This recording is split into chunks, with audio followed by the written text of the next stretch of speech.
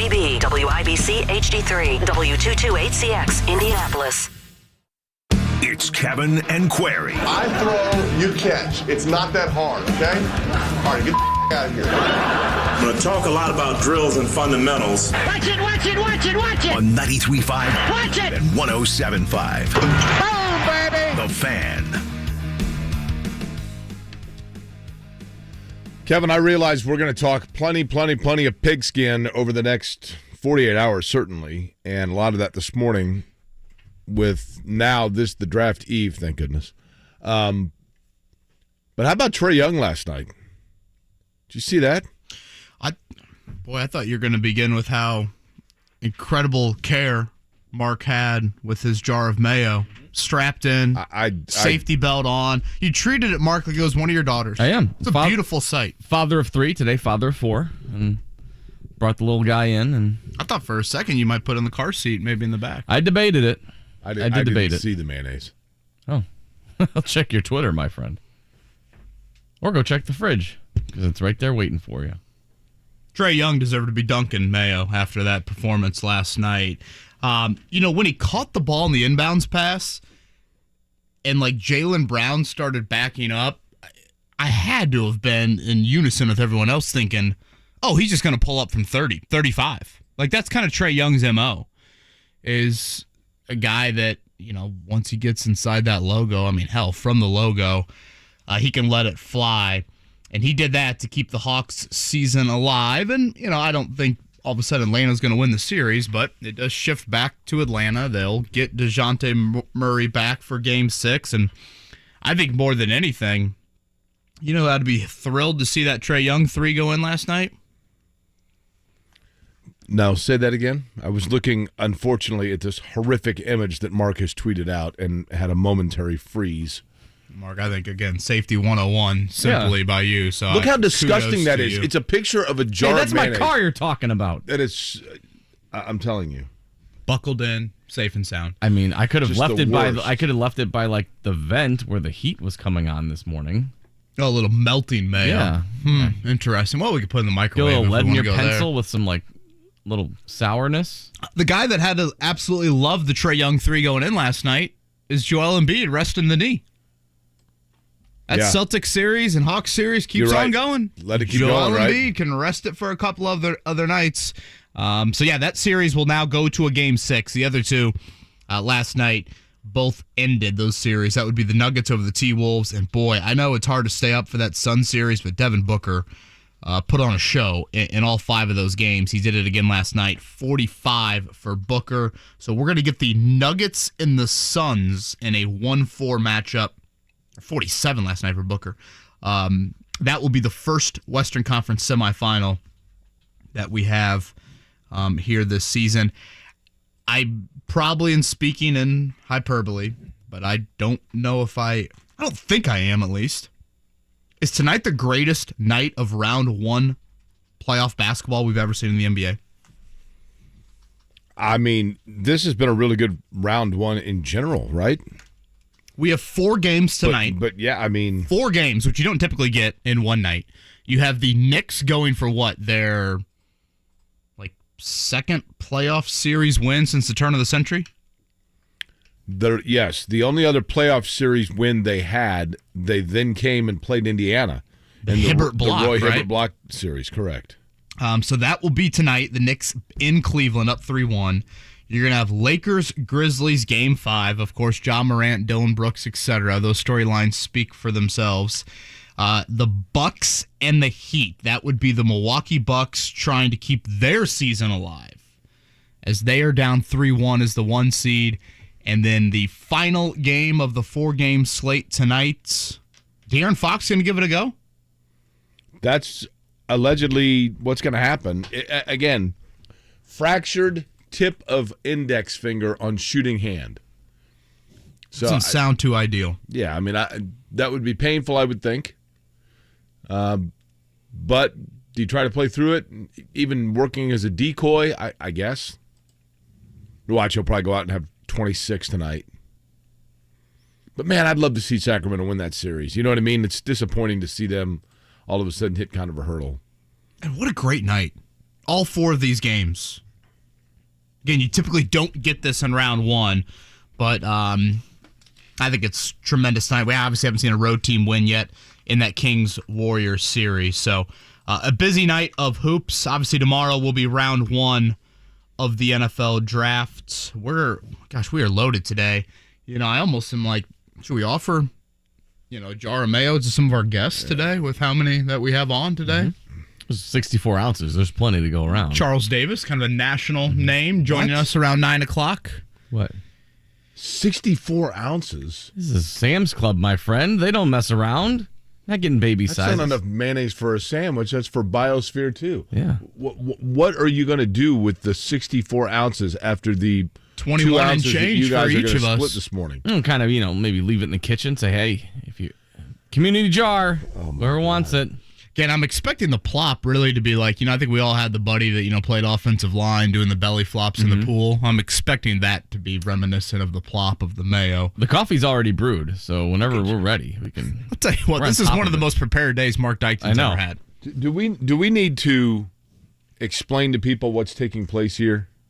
Because keep in mind, we've got 38 or 40 people that listen to this program, right? Yeah. And of that 38 or 40 people, it's entirely possible 3 to 5 of them, they think they're tuning into Christmas tunes. They have no idea, and they're like, what is this radio show? And why are they talking about mayonnaise? And who, for that matter, is the guy into sadomasochism that has brought it into this radio program? So do you need to explain to these folks what's going on? Would you like to? No, I am convinced that the least conversation about the most horrific devil spawn we can have is fine. So obviously with the Will Levis, actually the most devil spawn, to be Will honest Levis coffee mayo situation, and the fact that we are finally almost at the end of the NFL draft waiting period. Now that's worth, I will say, that is worth taking a shot, right? Kevin and I are. A shot of mayo. That's what you would like? No, I'll take a shot of anything. That might be a little more difficult to get. I'm sure we got some shot glasses. No, JMV's got shot glasses somewhere. Okay, so what happened is this: Will Levis, who is the quarterback at the University of Kentucky, formerly from Penn State, at some point during the course of this season when his profile began to rise, one of the stories that came out about him was the fact that he puts mayonnaise in his coffee. He has since kind of debunked that and said, no. What happened was my girlfriend and I one morning got up, we were making coffee, realized that we were out of, whatever Cremora or whatever they put in it. And so as a joke, he's like, well, we'll try mayonnaise. So he's like, so I don't normally do this. But he kind of had fun with it. So then you guys, because you know that I have, and there are, if you made a list of things in the world that I find to be awful, all of them below mayonnaise in terms of the rankings. If you all of them survive above mayonnaise in terms of, I just. Survive 3 hours with my shirt off, I think you can handle a little mayo in your Joe. They both have an equally gelatinous viscosity to me that is disgusting. There's a lot of ET similarities in all of them. So what are we thinking, Marc? 7:30-ish? Boy, I think I could go for a cup pretty soon, yeah. I'm looking at the guest list. Stephen Holder at 8. Turron Davenport to get an opinion on the Titans. Are the Titans taking a quarterback at 11? Boy. Are they trading up? Will we have 3 rookie quarterbacks in the AFC South next year? That's entirely possible, is it not? I guess he'll be able to answer that question for us. Charles Davis from NFL Network coming up at 9. And then John McClain, who I always enjoy chatting with. He's going to round out the show. The longtime cover of the Houston franchise is probably the better way to put it. Obviously, the Texans at number 2, a whole lot of indecision on that front. So I'm thinking based off this schedule, Marc, either 7:30 or like 8:45? Yeah. Whenever you think you can go for a cup of coffee and mayo, you let me know. Jake, you as well. Let me know. A beautiful gift that you've put out there. Thank you. I've enjoyed the mayo gifts. I know Jake has not, but Marc Dykton on his game. If the Colts can hit on this quarterback like Marc Dykton has hit on this mayo, boy, just start building a statue next to Peyton Manning right away. Good Wednesday morning to you. We have Indy 500 decorations all over the office right now, so usually I'm looking to Riley Towers, but currently I'm looking through a welcome race fan sign But it looks like a very nice start to this hump day here. I mean, it's the studio looks good. I think Joe Koppel and John Griffin in particular get into this. They break out like old retro posters. But they went a little crazy this year on the streamers with the hanging. I'm not going to say anything about the fact that they're NASCAR tires, but with the hanging tires, which is cool, the racing stuff. But get those Firestone pictures in there. They're kind of everywhere, right? Mm-hmm. Now, is it tomorrow night is the debut of the 100 Days to Indy? Correct. I think it's on Wish TV, but then also probably for a lot of people on a streaming standpoint because it's going to be right up against the NFL draft. Yeah, very confused about the timing release of said behind-the-scenes document. I don't even know the exact term to it. I am looking forward to watching it. Unfortunately, my viewing experience will not happen tomorrow night because that will be probably like 5 minutes, 10 minutes after the Colts have made their selection, assuming they stay there at 4. Did you see the number 2 odds shifted again for number 2 overall pick? You know, when you talk about the Indy 500, we were just talking about all the decorations. I was thinking about this morning. I've told you guys before, like with Marcus Ericsson last year, when I look at my little flip chart that I do when I'm up in the turns calling it, and I write out the field like 1 through 8 so that I know the top 8 all the time. And then I go back and look at it, and I'm like, Marcus Ericsson was the name that was the most consistent inside of that top 8 all day long. Over the course of the Indy 500, you have different intervals of drivers that you think to yourself during the course of the race, like, this is his day. This guy's going to win the race. Connor Daly, for a lap 40 to 70. Man, that's the fastest car out there. Then later in the race, it's like all of a sudden you're like, man, Pato O'Ward, fastest car out there. Palou was up there for a while. Palou's up there. That's how this NFL draft feels, doesn't it? Mm-hmm. Every day there's a different one that's moved into the front, and then you have to look at it and go, but who's the name that's been most consistently linked? Or who's the most name that maybe hasn't been talked about at all and they're being super secretive? That's possible. I still think in the end that Bryce Young is going to be the number 1 pick, don't you? Oh, Vegas has made that abundantly clear. But Will Levis yesterday became the favorite, right? No. It was, Mark, what did it got to, like plus 500? It's up to plus 600 now. So plus 600. He's second behind Bryce Young. But he supposedly, you saw that report, right? Yeah, but it never, Bryce Young is still minus what? Minus 1,000. But allegedly, people close to Will Levis are saying that Carolina has told Will Levis that he's going to be the pick. Now, I don't believe that, but that's out there, right? Basing this off of like Reddit posts. This is just where we are at 2023 in the draft. Obviously at 2. And Mark, who is it Tyree Wilson? Is that the new favorite Wilson, now? Yeah, Levis has dropped to number 2. Will Levis is now the favorite to go number 4 to the Colts. So we'll talk with John McClain coming up here. Obviously the dominoes with Houston and Arizona kind of speak for themselves. Jake, I do think, when you think about if you are a Colts fan in, I guess it would be what, the 35 or under age group, the Colts are about to do something you've never seen in your history on this earth. And that is draft a quarterback that will have a franchise label put on his name, but it's not the number 1 overall pick. And that's like what 95% of NFL franchises do at some point. But for this franchise, obviously Andrew Luck in 2012, Peyton Manning in 98, Jeff George in, 90? Correct. You got to go back to, Jack Trudeau or Chris Chandler, who weren't even first-round picks, to have that label where you've drafted a guy that, and it's probably unfair to put Jeff George in that category, but he still was number 1 overall. You've drafted a guy that isn't the first pick, but he will have billboard expectations on him, and that is a very foreign feeling for, again, if you're under the age of 35, which is a very, I think, frustrating, nerve-wracking, and intriguing moment for Colts fans. I think, Kevin, it's interesting because if you look at teams, if you look at franchises, who are the most hated franchises in professional sports?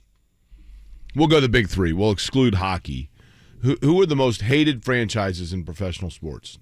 Patriots. Okay. Knicks. Probably, yeah. Are we being biased here? Yankees. Notre Dame football. I don't think Notre Dame football even gets A whiff of the top three. Well, Cowboys? Open up that jar of mayo. Cowboys are up there. I would agree with Kevin that Notre Dame's up there. I guess you said professional. But my point being, Yankees is probably a good one. My point being, they are all teams that they are teams that oftentimes people don't like because they are polarizing or because you become exhausted by how often you hear about them in relation to their level of winning. Okay, and for a long time, the Colts were never like a hated enemy of the country by any stretch. But I do think that there are a lot of franchises and a lot of fan bases that have resentment about Indianapolis because of the fact that they went from Peyton Manning directly into Andrew Luck. Oh, for and it was like, oh my gosh, you guys, this is not. And I think there are people that follow the Colts that if they're young enough, don't realize the incredible anomaly that is. Unprecedented to go from one franchise quarterback immediately into the next in terms of, I mean, honestly, you could make the argument that of the last 40 years, the three biggest can't-miss prospects in the history of the NFL draft, all three were drafted by the Baltimore or Indianapolis Colts. John Elway, Peyton Manning, and Andrew Luck. And so that creates in people not a hostility, but an eye roll. And I do think that there is a certain amount of Schadenfreude being enjoyed by fan bases elsewhere, Kevin, because they're looking at Indianapolis going, yeah, guess what? Cry me a river. This is what it's like for most franchises all the time. Yeah, sleep in our bed. Correct. Yeah, Marc can probably speak to it. Yeah, I think I can. Yeah, more than anyone. And Jake, it's why I've labeled it. I know there's a caveat in there, but in the Jim Irsay ownership, which dates back to again the mid to late '90s, to me this is the most difficult, biggest decision because when you cut Manning, you had Luck as the alternative. That softens the blow. Obviously, cutting Manning is an immense move, but you had a pretty decent alternative. You don't have that right here. You don't have that obvious of one coming up tomorrow night. So obviously a ton of guests to get to. Feels so good that you just said tomorrow night. We're almost there. We're almost at the finish line. Literally, joy. I won't be able to sleep tonight just out of joy. You brought up Notre Dame, or I guess I brought up Notre Dame football. Did you see the transfer portal news? Did. And Kevin, it's interesting. When I saw the news and the player's name is? Tyler Buchner. The quarterback for Notre Dame. When I saw that news, my first thought was, yeah, but if I'm not mistaken, they got a really good player. And I was racking my brain. And then I remembered they got the graduate transfer from Wake Forest, who's a really good player. I saw him play, I think twice against Clemson in person, and he is a really, really good quarterback. This past year was a great shootout game with Clemson and Wake Forest. Yes, great, like that's back correct. and forth. That's correct. Sam Hartman, good player. I mean, he's just a gutty. He will be a really good quarterback for Notre Dame. Yeah, I'm pretty excited about him. I did see that Alabama has some early interest in Tyler Buchner. Do you think Notre Dame should hang a national title banner for Alabama has interest in backup Notre Dame quarterback? Here's another thing. Along those lines of like kind of an eyebrow raise with that, this is a debate that I think we're going to get hear more and more from people as this reality sets in of where we are with college athletics. But he's been told by Notre Dame that he has the right to go into the transfer portal, but if he doesn't find something he likes, he's welcomed back to Notre Dame. Now, are you on this side, Kevin, of it's a free country, go ahead and shop your free agency, see what works, and if you don't find anything to your liking, you are welcome to come back? Or are you in the camp of once you declare that you're interested in going elsewhere, the relationship's over? Yeah, I think you got to play favorites. Some guys you would say, oh yeah, let me drive you to South Bennett's airport. Others you'd say, we'll always have a spot for you. And when you're talking quarterback, you're talking a guy that has had some experience because the experience really drops off from Sam Hartman now to who their backup would be. I mean, Notre Dame, I think, would be foolish not to do their due diligence in the transfer portal right now for some veteran backup. I don't think this is Louis Vuitton Deion Sanders. I mean, Deion Sanders walked into Colorado with 85 scholarship players. You see how many are left? Yeah. 16 of the 85. They will return 16 players from last season. And I just think, when you see this move, I totally understand why Notre Dame did it. I totally understand why Tyler Buchner wants to transfer. Jake, again, this is football 2023. If you are a fan of Indiana, if you are a fan of Purdue, if you are a fan of Notre Dame, you are going to watch a transfer quarterback be your starter this season. Hudson Card for Ryan Walters, likely Taven Jackson for Tom Allen, and Sam Hartman in South Bend. And look at what Tommy Reese is supposedly trying to do at Alabama. He looks at it and says, I have some familiarity with Buchner. He might not start for us, but we have some uncertainty in life after Bryce Young. He's a change-of-pace guy. I know him. Let's bring him here and see if he wants to help us out at all. So it's just, this is so much of what college football is about. And I think the difficulty for a program like Notre Dame, and I think there are other programs that certainly fall into this light, but I obviously know it a little bit more because I follow Notre Dame. I think what's difficult, Jake, is when do you commit to the young guy? Like Notre Dame did this a couple years ago with Jack Cohn from Wisconsin. They tried to commit to Buchner last year, then he got hurt in week 2. I think you have a lot of programs that are just saying, hey, let's just take the top grad transfer every year. Right. And that will be our quarterback move. When do we see teams say, yeah, let's actually try and go with the redshirt freshman and he'll be our starter for 2 years? That thought process is certainly not as abundant as it once was. The thing that I know this will stun you guys when I tell you that I'm kind of cynical about things. The area where I'm really cynical, I get such a kick out of it. I do. And I get it. But I get such a kick out of the posts from players that are announcing their transfer portal candidacy. First off, I want to say thank you so much to State University. Nothing has ever been more like home, and I love the coaches, the administrators, the faculty, the teachers, and my classmates. And mostly I love you, the fans. There's nowhere that could have made me feel more welcome and nowhere that I would have chosen otherwise to begin and continue my education and my opportunity as a student athlete. I will cherish the memories forever, and nothing will ever come as close to my heart as all of you. That said, I've decided to enter the transfer portal. Please respect my decision. Did you see Buchner threw in there? I guess you can do this in the portal. You can check a box that says, don't contact me. Like, Buchner will be seeking out options. He won't be taking calls, per se. I didn't realize that was, part of the process, nor do I'm thinking to myself, how do you, police that? If I'm a coach, man, right there, I'm like, okay, I don't need to deal with this guy. Oh, that's how you would look at it? I would kind of look at it and say, he doesn't want all the attention. He already has a few schools in mind. I look at it as more. No, I look at it more as I just think the whole don't reach out to me is presumptuous of everyone's going to be blowing my phone up because I am the commodity. I just think it looks tone deaf. Brady Allen, Mr. And I love me some me. You know what I mean? I would absolutely. I'd be the opposite. My phone's open. My Twitter's open. My email's open. Here's my address. Pursue me, sell me, recruit me. Let's go.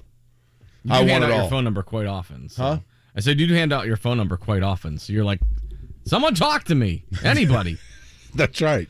Brady Allen, Mr. Football from 2021 into the transfer portal. This is now the second time he's done that. He did it right after the Jeff Brom moved to Louisville there. So the Gibson Southern products. Again, Hudson Card, the transfer from Texas, likely the starter in West Lafayette. So Brady Allen looks like he could be on the move for good for Purdue. Again, Stephen Holder, Turron Davenport covers the Titans, Charles Davis from NFL Network, and John McClain, who covers the Texans. We've got a loaded show.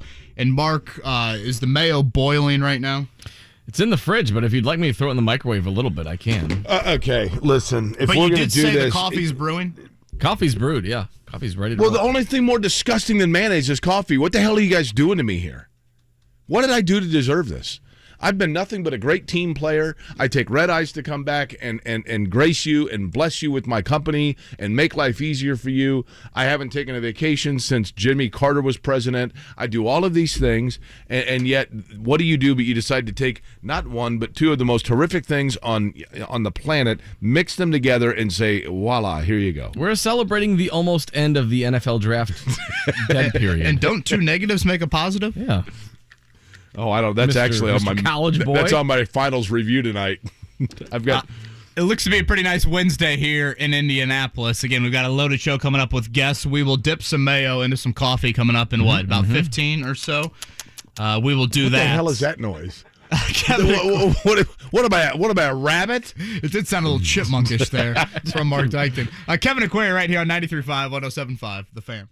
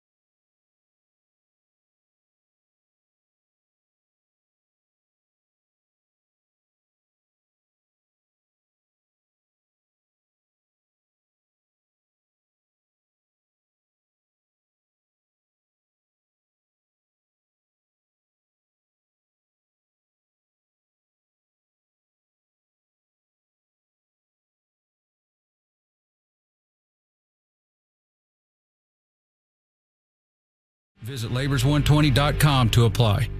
The Morning Checkdown. On 93.5 and 107.5 The Fan. 3 teams entered last night on the brink of elimination. Only one stayed alive, and that was the Atlanta Hawks, thanks to Trae Young. Down one, what was it, about 6-7 seconds to go in the game. The Hawks got it into Trae Young, and as soon as Jaylen Brown started to back up, you knew what was coming next. Backcourt, Trae lets it hit, clock starts. 6 seconds foul. Trae against Brown. 3 for the win. He's gone! With 1.8. Straight again! It's 119 to 117.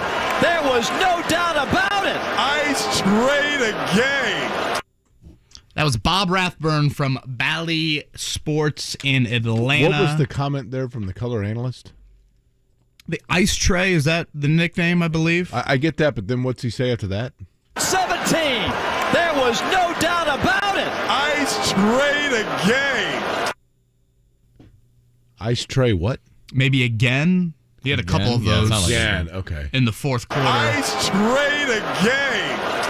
38 for Trae Young, so that will now head back to Atlanta for a Game 6 out west last night. The Nuggets and the Suns both win their respective series 4-1. So we'll get that matchup. The 1 seed in the Nuggets, the 4 seed in the Suns coming up. That's the first semifinal matchup we have. And Jake, tonight it is a loaded slate. Yeah, and by the way, Trae Young is a fascinating player because I think we know he's kind of a coach killer, at least apparently, or a selfish player. But when he's on, man, he can absolutely carry a franchise. Tonight it's Knicks and Cavs. That's a 7 o'clock start. Knicks lead that 3-1, trying to close it out. The opportunity for Miami to shut the door on Milwaukee, but they're going to have to do it in Wisconsin. 9:30 tip. Heat lead 3-1. Memphis trying to save their season in Tennessee, taking on the Lakers. That's a 7:30 tip. Lakers lead 3-1. And tied at 2 games apiece. De'Aaron Fox going to try to give it a go with a fracture in the index finger of his left hand. Sacramento hosting Golden State. 10 o'clock local time. 10 o'clock our time, I mean. Don't look now, but here come the Red Legs. That's 2 in a row. Don't for look the Reds. now, but here come the Red Legs. Mark and I just on the same page today. Comeback win over the Rangers yesterday. Break up the Reds. And by the way, should we be paying more attention to how horrific of a start of the season the Cardinals have had? Here comes Jerry on Twitter. You just don't understand. We're the smartest fans in baseball. We know what we're doing. At 9-15, it's the worst start to a season for the St. Louis Cardinals since the Cardinals 2012. I have no idea. 1973. Really? Here's the thing. The White Sox are probably the only one else that The same Cardinals will play 700 baseball like from July to October, right? Mm-hmm. Yeah, isn't that how it always works? Streaking Cardinals win 10th in a row or something like that. God, the White Sox are 7-17. Their Cubs schedule's win last. Brutal. They are going to get destroyed even worse. It's such a surprise considering expectations entering the year. Cubs beat the Padres 6-0 last night. Indianapolis Indians over the Clippers 10-4. The A's lost per usual. Did your guys' teams win? Let me check here. I believe the Diamondbacks lost, if I'm not mistaken. Cute fella lost. Boston 8-6 over the Orioles. Diamondbacks lost 5-4 to the Royals. 7-game win streak snapped for Cute fella. But it's like one of those little bird sanctuaries. They go in, they get the wings reset. Off Pirates winning streak snapped yesterday, too. They lost 8-7 to the Dodgers. Were the Rays at home yesterday? Did they play? Yeah, they got blanked by the Astros 5-0. And that was at home? Mm-hmm. So that was their first loss. That's finally over. Mm-hmm. And I saw the Fuel now on the brink of elimination. Last night at home, they lost 4-1 to Toledo. So they'll play Thursday night to try and keep their season alive. Speaking of that, when they get Game 5 at Indy on Saturday as well. NHL playoffs last night. It was the Islanders over the Hurricanes 3-2. The Stars over the Wild 4-love. That puts, by the way, Dallas up 3-2. Carolina is at 3-2. And the Edmonton Oilers doubling up 6-3. The LA Kings. Edmonton leads that series 3-2. Because I knew you guys were dying to know. Is it time, Mark? I mean, I could go for a cup of coffee. I don't know about you, Kev. I'm literally salivating. Okay. Jake, should I grab a third cup? No, you should not. Okay. Well, I'll be over there shortly. We're going to drink some coffee, put a little mayo in it coming up next here. Again, a loaded show the rest of the way. Stephen Holder at 8, Turron Davenport. Do you have a bucket? Let's get an opinion on the Titans situation at. You want a bucket of mayo? Yeah. Which one of the two of you has most recently cleaned up, as my mom calls it, throw up? Which of the two? Well, like Max spit up on me Saturday. Okay. Then Kev's the winner there. Well, Mark, guess what? You might just go ahead and take the lead in that game too. Okay, that's fine. Charles Davis, 9 o'clock. John McClain covers the Texans coming up to round out the show today. Smell the egg whites from here. Mayo and the coffee on the other side.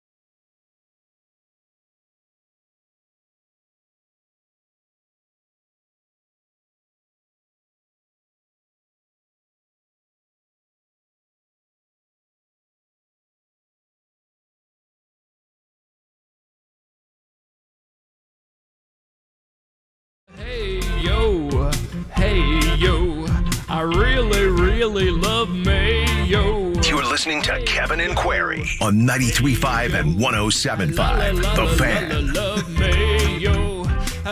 What the hell is this?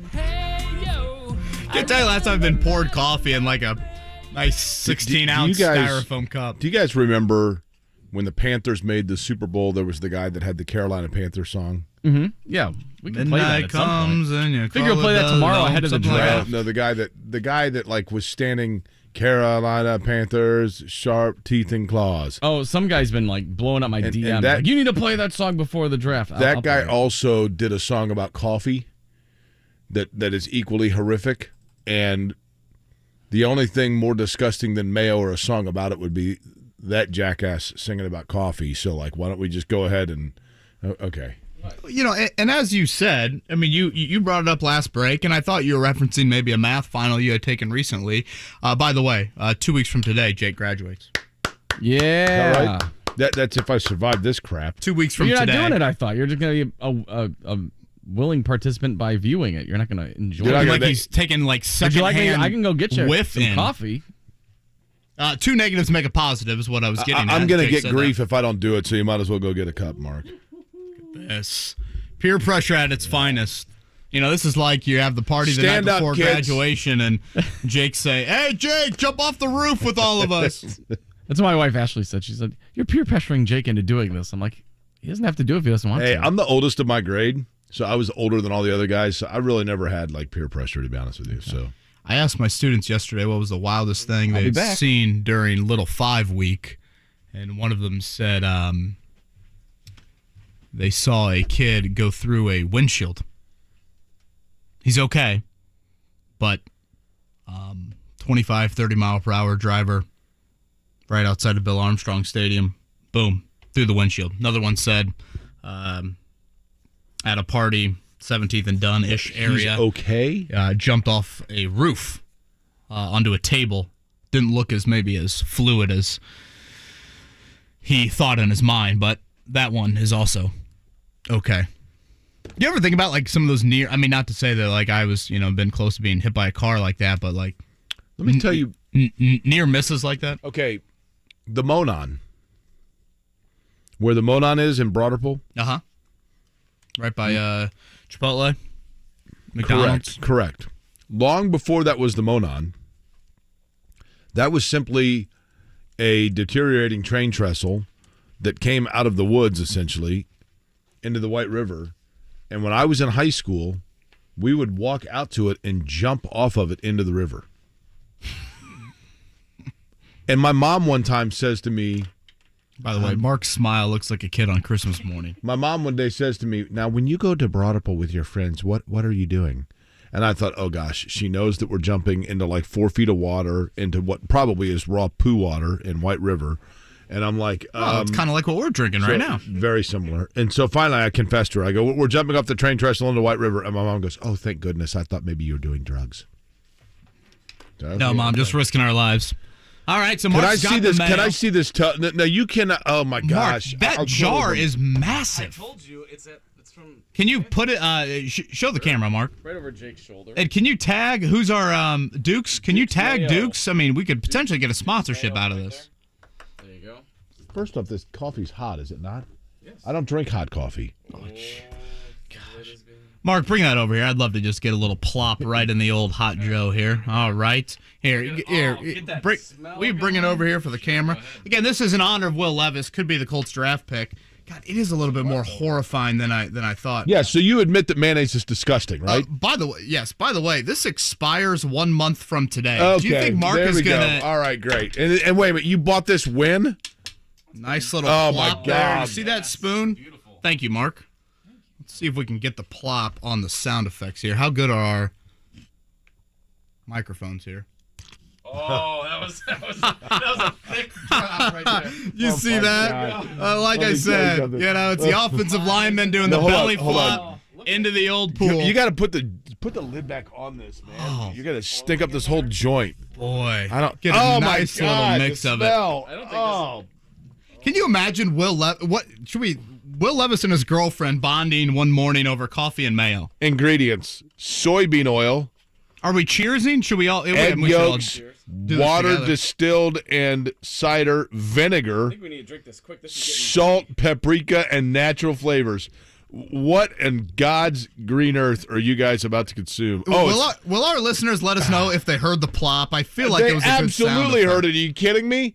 That was the most horrific sound known to man. Mine's curdling pretty quick. Now, are we curdling? Before we go cheers here on this, are we all in on the will? Like, does this pick need to happen? You have a spoon right there in your napkin. Will this help us potentially get him on the show Friday morning? It can't hurt. Dude, this is... Mark or Jake, have you done it? Does Jake need help, Mark? Oh, man. I can help you. Oh, that's Oh, my... What is that? That's a teaspoon. Boo. Okay, fine. What do you want me to do here? You want me just to... There you go. There we go. Okay, fine. God, are we stirring it? I didn't stir it. It's just sitting... Oh, my God. It's just sitting there curdling for me. Get this crap away from me, man. Kind of looks like one of those Irish car bombs, but much, much worse. All right. Boy, oh, my God, I can't do it. I cannot do it. There's a lot of chunks of mayo. I can't do it. Well, you know what? Honestly, as you start to stir it, it kind of just looks like creamer in there. Yeah, kind of. Cheers, gentlemen. To potentially Will Levis being the Colts quarterback. No. You can't look at it. The NFL draft is tomorrow night. See you on the other side. Get away from me. You're going to yak. Man. I'll put some blood in your pencil. Oh, hell. I'm not going to lie. I haven't even tried it yet. When a few of the chunks hit your lips, boy, that is a tough scene. It smells like America right there. Wait a minute. So am I allowed to chase it with my Diet Mountain Dew? Yeah, if you want to be that guy, you can. I'm going to stir a little bit more. Can I plug my nose when I do this? Oh, my God. Do you need any other qualifiers? Thank the Lord for the YouTube stream, right? I don't think I'm going to go one more. Jake? No, I can't do it. One. You got this, Jake. I don't think I can do it. Jake, 2 weeks from today for your graduation, for Boo, for Mopman, for Shannon. The longer you wait, the faster it turns. So I'd say Here we down go. the hatch. Yeah, you really have to do like a quick stir and then a quick... But how hot is the coffee? Because I don't like hot liquid either. Oh, my God. Yeah, It's literally like my two least favorite things on the planet. You're not going to like it. All right, you might as well more. just do it. Go ahead. There you go, Kev. Good job. Oh, my God, dude. Come on, Kev. Hold on. Hold on. It's curdling quick. You better do it. Ooh. Oh, there it is. Get ready. Oh, man. Oh, man. I need to turn off my mic so I don't cuss. I thought you were going to puke right there on the board. Oh, my God. You know, I'm going to be honest with you, Mark. Take this crap away from me. There you go. I would say the wilder thing is you bought a jar of mayo that size and it expires in 1 month. No, I mean, honestly, like, what's the plan of attack? You need to get that thing to the infield at Talladega. That's your only chance after today anyway. So. Oh, my God. And I feel like I almost cheated you guys. I didn't do enough in that, but I mean... Well, I can give you another spoonful if you like. I was going to say, did you see how much is in the jar? Can you even see it? People probably can't see that, can they? I'm trying to see on the... I mean... We've got HD cameras, right? Yeah. I think you can see it. That is the most disgusting... Yeah. I mean, I didn't even drink it. I just let it hit my lips. Does that count? Am I getting any credit? Yeah, sure. I guess I didn't even know really what to expect, but it is kind of wild just looking in there and just seeing all the chunks at the top. Listen, I just want to clarify something for this program, okay? Another stir of it. I'm not saying that I'm foghorn leghorn here, okay? I'm not saying that I'm the oldest, the most mature, and the most experienced of this trio here. You guys have areas where you are far more talented than I. Both of you are probably better prepared than I. Both of you are probably smarter than I. Certainly you... Taking shirts off. Both of you have done things in your life that are very commendable and responsible more than I. No question about it. But there are certain areas where you should just simply heed the advice of your elder, of your senior, of your leader and captain. And I've told you for weeks on end this was a terrible idea, that was horribly disgusting, and that it was going to be difficult for you to not only, if you were able to even keep it down on the initial take, to then not recycle, and that process has yet to be finalized as not happening. I'm just telling you. Like, you took, Kevin, a big swig of that. Mayonnaise is disgusting. It has no place in a civilized society. I will say, when Mark opened up the top of the mayonnaise jar and I took a look in there, first off, I haven't seen a mayonnaise jar that big in quite some time. And Maddie likes mayo. I mean, she actually is like a fan of it.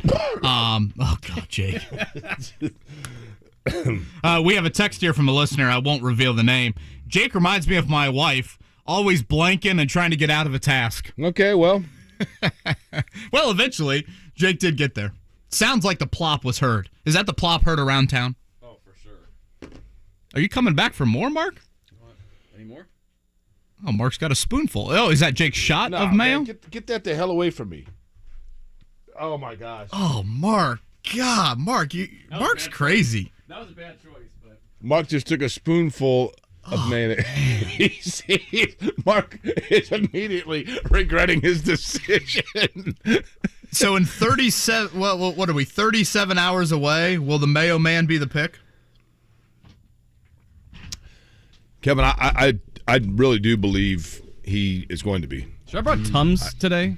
Should I brought Tums with us? Yeah, we're going to need something. I saw the medicine cabinet's a little during the combine, and it wasn't just one person who might have been completely trying to sell me down the river. I don't think so. But I did talk to one person who... Here's your canoe and a jar of mayo. Good luck, son. One person who I try, like, I don't think would lie to me, said, listen, I can tell you this. There's no player in this draft that Jim Irsay loves more than Will Levis. And I said, oh, okay. And then I started kind of listening around, and you started hearing more chatter. And maybe there was one leak of people that's what they wanted you to think. That's entirely possible. It's entirely possible that was designed by the Colts. But like J&V and I have talked about it, and I do think that John is as plugged in with what's going on West 56th Street as anyone, Kevin, along with you, both. And J&V also seems to believe that Will Levis, it just, to me, it goes back to typically in a draft, one of two things happens. With exception, but for the most part, one of two things happens. You look back on a player that was selected and you go, holy cow, we never heard that guy's name the entire time. Like Reggie Wayne. Reggie Wayne was never even brought in, I don't think. The Colts didn't even talk to him. Right. And that's who they went with. But usually it's a guy that you go, you know what? We kept convincing ourselves of A, B, C, D, and E when in reality, or, we kept convincing ourselves of B, C, D, E, and F when in reality it was player A that was there the entire time. That was the most consistent name linked that we heard all the time. And I know that it's easy for the Colts to say, like, you guys have no idea what you're talking about. You can, and I get it. That's their job to say that. But eventually when there's enough smoke, it has to be coming from somewhere. So I'm not saying definitively Will Levis is their pick. But if I had to play the law of averages of it, just navigating through everything, he is the name that most consistently has been linked to them. So if I had to pick one, it would be that. Do you think Matt Taylor will go Holy Mayo instead of Holy My? Okay. If Levis is the pick? Probably. I mean, that's solid work by him if it is. Jake, I think I've shared this prior, and we're going to have Stephen Holder on in 5 minutes, and Stephen Holder did a mock draft with the fellow ESPN writers last night, and he had the decision, Richardson or Levis, at 4, so we'll chat with him about that coming up here in just a second. When I have heard the Levis chatter, a lot of it was pre-Shane Steichen hire, and so, and again, this is maybe me wanting Shane Steichen to have more say than he actually does, so I'll throw out that caveat, but when I did my mock draft and posted to the website yesterday, I ended up going with Richardson. I'm not abundantly confident that is the pathway. I have heard both Levis's name and Richardson's name. I would be happy if it's Richardson, just because that cleanses Trent out of our palate. Because that's who I still think of when I hear Richardson. Oh. Mm-hmm. Okay. So well, that's two birds with one stone. No more Mayo and no more Trent. That is an upshot for sure. Now, Kevin, Did you tag Dukes, by the way, Mark? Oh, I should. That was Yeah, a missed go ahead. Will you opportunity. tag him with that plop? Okay, let me say this also. Now, first off, The shot heard around the world. The plop heard around. the mayonnaise is actually coagulating into clumps that are you have to sticking along stir the it side every of the so styrofoam. Definitely gets a bit of a sour kick the more you drink it, too. You're still drinking it? Oh, yeah. Well, you got to drink it to the end. What do you mean? I mean, it's a lot. I mean, I'm not wasteful. I'd like to stay up and watch Ted Lasso tonight. I want to make sure I get I my watched it coffee last fix night. in. Oh, I thought it was Wednesdays. You got to be ahead of the game. Here's the thing. Tonight, when you're watching Ted Lasso, Kevin, at about 2 in the morning, which is about an hour after I go to bed, I'm going to wake up tonight in a frantic sweat. And I've had some frantic sweats in my day, but a frantic sweat with heavy breathing and eyes the size of 50-cent pieces because I'm going to hear that plop again. That was the most disgusting sound ever. That literally. You could go there, or you could go as acoustics magic. It was the Da Vinci of acoustics. It was the last gasps of the egg whites holding onto the spoon before plopping into the coffee and then just floating. Mm-hmm. That was the sound of nails on a chalkboard and a screaming baby on an airline all mixed into beautiful. one mix. It's a beautiful. It was reminiscent of the flyover we'll see in a month here at IMS. Stephen Holder, Richardson or Levis? He made the decision last night on ESPN. We'll talk with him about it next.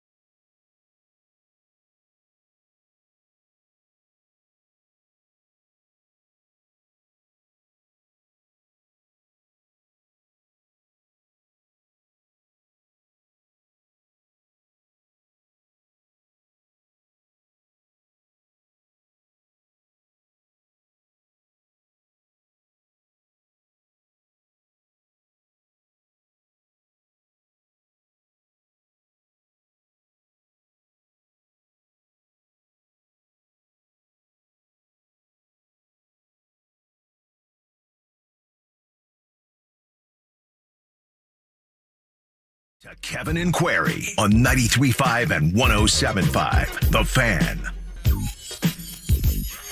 We all doing okay? No, we're not. Oh, man. I just look in the cup every, few I can't believe you haven't thrown that out yet. It just looks, I'm just picturing, like, Will Levis and his girlfriend, like, in the living room, like, oh, cheers. Morning. Here's mayo and... What was that, Mark? That was your plop sound. The plop heard around the world. Do you think Stephen Holder? That was 100% authentic, too. That was not a side of Indianapolis. Here's the thing with this mayonnaise coffee crap that you guys have brought in here, okay? Mm-hmm. Mark, you're Jim Irsay in this scenario. Kevin's Chuck Pagano, and I'm Ryan Grigson in that press conference. And it's just like you two are like, I mean, we had some heart-to-heart, and I'm the guy that's standing there like, what are we doing here? Okay. Stephen Holder, we did mayo in our coffee this morning just in case Will Levis gets the call. Listen, I'm going to report you guys to the FCC. There has to be a violation FCC, here. Stephen OSHA is in here because I just called them. They need to bring in a hazmat unit. Yeah, I mean, the station's going under. I mean, they're putting them out of business today. Yeah, I thought Jake might break out a mask again. Might be one of those mask days for us here. So inside the studio, Stephen, the $1 million question is this, and that is, we did the coffee and mayonnaise mixture because that, is the story linked with Will Levis. Are we going to be forced to drink mayonnaise in our coffee again on Friday? Oh, God help us. I hope not. Not because I have anything against Will Levis, except for that. I definitely have that against him. Let me be clear. Anyway, I don't necessarily think this is. All right, let me do it this way. I don't buy all the reporting about Will Levis, and frankly, I think the people who are reporting it they're good brokers of information, purveyors of information, I guess. It's just that the information is not coming from the Colts, and I think that matters. Look, I talk to people on other teams as well, and they don't know. They think they know, or they have ideas, but they don't know. They truly don't know. And so, when I talk to people about the Colts, people from the Colts about other teams, they think they know, but they don't truly know. So, yeah, I'd just be very, very, very careful about making any assumptions about Will Levis and the Colts, just because it's the only shred of information that keeps coming up, and it's just too convenient, I think. And then there is also what I think were pretty honest comments from Chris Ballard. He has said both in his press conference and I think with the Colts radio personnel that he keeps reading things that are clearly not true, and that he knows the information isn't coming from within their building because of the information he's read. The only thing I've read specific about the Colts is Will Levis. So anyway, I'm piecing it together, but I'm just treading lightly on Will Levis. Not because I have anything against him as the pick, just I don't necessarily buy all of the smoke that's out there. Put it that way. Stephen, last night for ESPN, you guys did your kind of annual beat reporter mock draft, for lack of a better term. You had the choice of Will Levis or Anthony Richardson, and correct me if I'm wrong. It went Bryce Young, CJ Stroud, Will Anderson. Is that right? Yes, that is correct. So then you had Richardson or Levis. The pick you made, and then if you don't mind, it looked like the pick that you didn't make fell quite a bit. And hang on, before you answer that, Stephen, I don't mean to interrupt, but I want to make sure that people understand this aspect of it and clarify for us. When you guys did this last night on ESPN, these are the players that A, you would select if you were the Colts, or B, the player that you most believe the Colts would select in that situation based on the information you have. It's supposed to be who you think they'd take. Okay. Now, do I think everyone stuck to that? Maybe not. But that's the idea. Yes. I'm glad you clarified that, because I guess let's start with the Houston person picked CJ Stroud, which was probably worth noting. Yeah. So that one, I just think that there's just a lot of uncertainty about Houston. That's one thing that a couple people have told me, and this is being repeated in other places, among my colleagues reporting this morning in the last couple of days as well, that Houston is just all over the place when you talk to people. And I've heard some specific things about Houston, but I don't know how much of it's true, frankly. I really don't know. So I'm not about to make any proclamations. I would say this: God bless them if they think that they're better off taking a defensive player, and maybe the defensive player will go on to be, some amazing multi all-pro player. But I'm just telling you, man, I mean, I don't know how that franchise can move forward without a quarterback. I just do not understand, especially when you have viable options, and these are viable options. So anyway, that's my 2 cents. Now, as it relates to the Colts and my pick, I went with Richardson. It's a coin flip, when you're talking about Levis Richardson. I think you can make a case for both. I have a story this morning, in addition to the one you're talking about. I have my own story about the Colts, in which I made it very clear they like all these quarterbacks. And I talked to Jim Irsay the other night, and that was my takeaway, that they genuinely like all these quarterbacks. They don't feel like there's a bad one. He said any of these four are worthy of the top pick. He said that on the record. And I don't think he's blowing smoke. I think there is some truth to that they truly like them. So anyway, that being the case, I just went with the higher upside guy. And Chris Ballard is a traits guy. Now, on the other hand, this is what makes it hard. He also values experience. Anthony Richardson does not have a lot of experience. And when he's making a draft pick, Chris Ballard wants a guy with a body of work, ideally. That is not the case here. So that's the argument against Richardson if you're looking at this through the eyes of Chris Ballard, which is ultimately going to matter a lot. The last point, another piece of information in that story, and this is from Jim Irsay as well, he made it clear.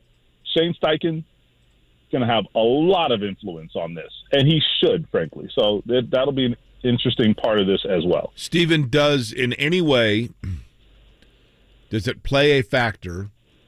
At the owners' meeting, you were there in, I believe it was Arizona, when Jim Irsay, and I'm paraphrasing, Jim Irsay didn't by any stretch of the imagination warm up Chris Ballard's seat, but for the very first time, he insinuated that Chris Ballard's seat at least has a thermometer knob on it. And he said, look, I need to start seeing some results.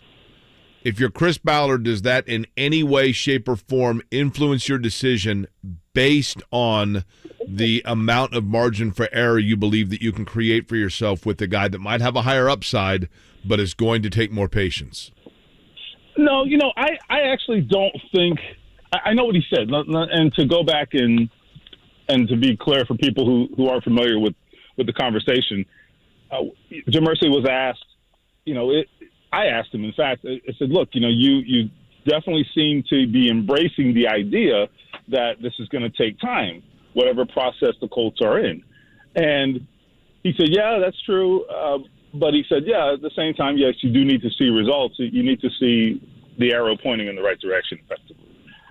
But at the same time, I don't think the seat is very warm. I know that's hard for a lot of people to believe given the record last year, but I'm just telling you, I mean, if you're Jim Irsay, you did not keep Chris Ballard if you were not all in on whatever plan he is selling you.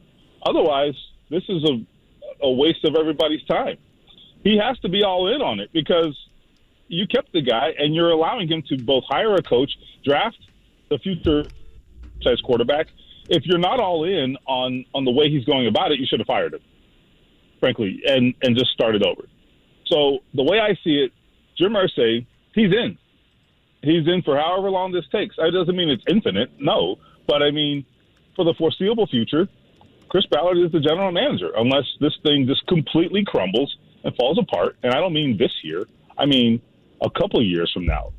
And I'm telling you, it's going to take something drastic for Chris Ballard to be on the way out. So I do not think that Chris Ballard is viewing it that way. He is not in any way, shape, or form operating like a guy who is worried about his job. If you look at free agency, that is not a man who is worried about immediate results.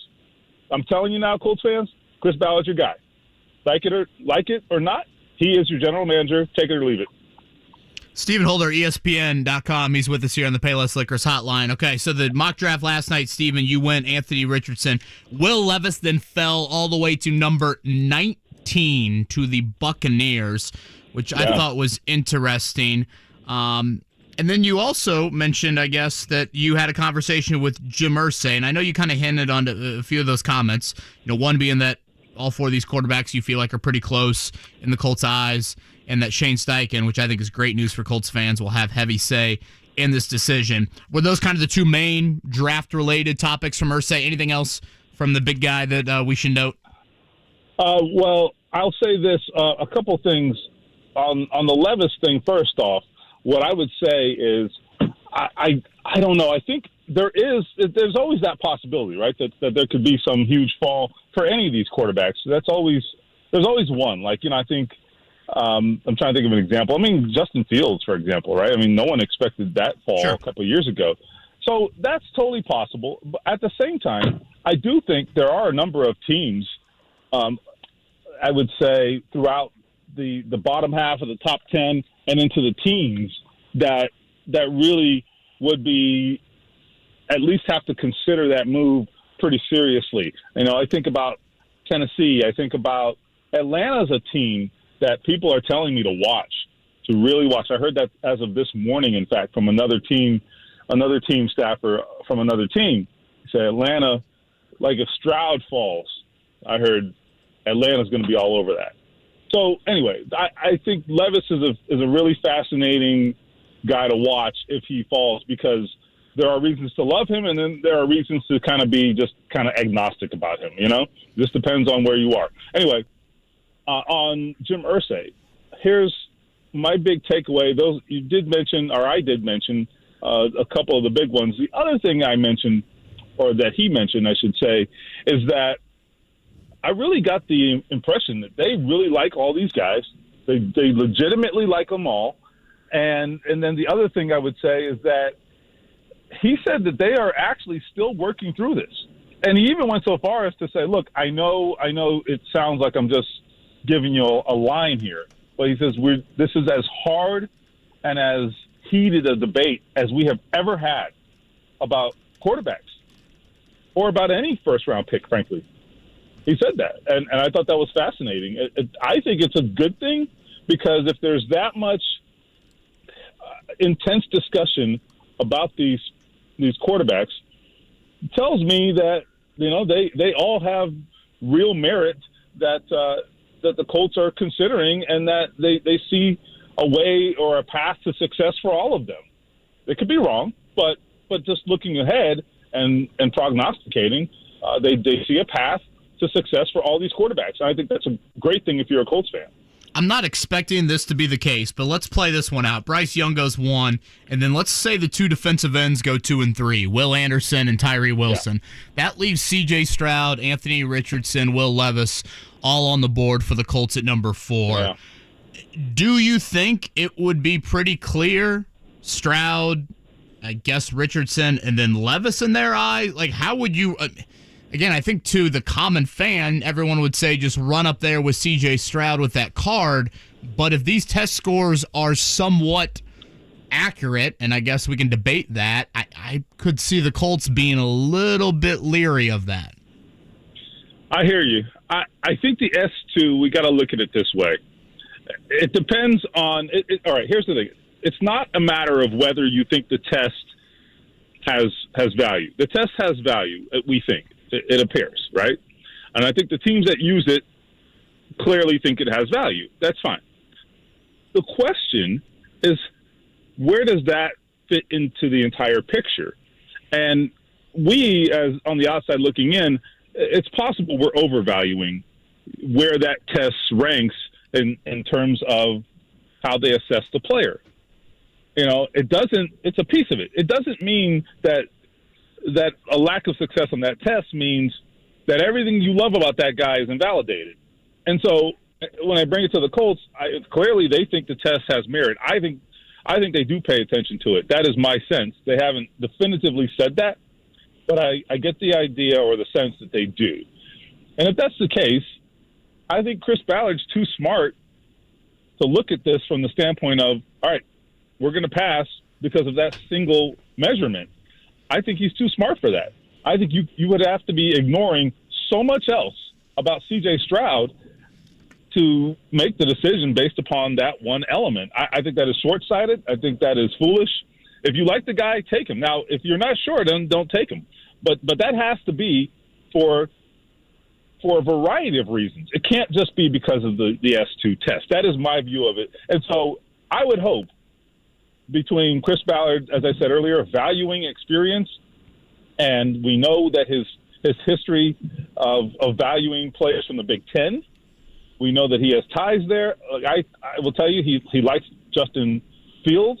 I know that. He was watching Justin Fields more than a year before that draft. He had an eye on him.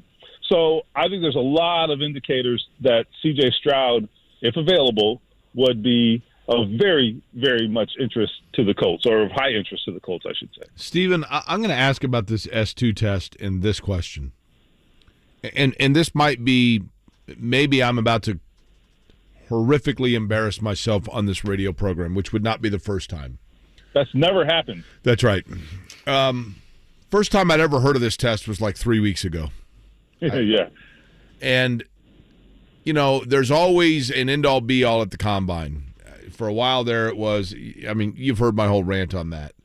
The Wonderlic test was all the rage for like 10 years there.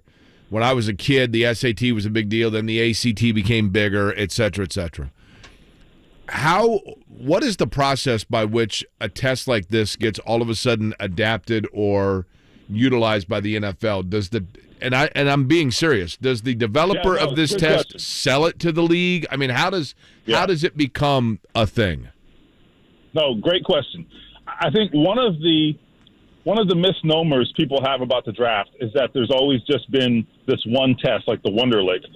That actually is not true. The Wonderlic was one of several tests, at least in my time covering the NFL, like in recent years. I don't know about 30 years ago, but definitely like in the last 10 years, I can tell you there have been a number of tests.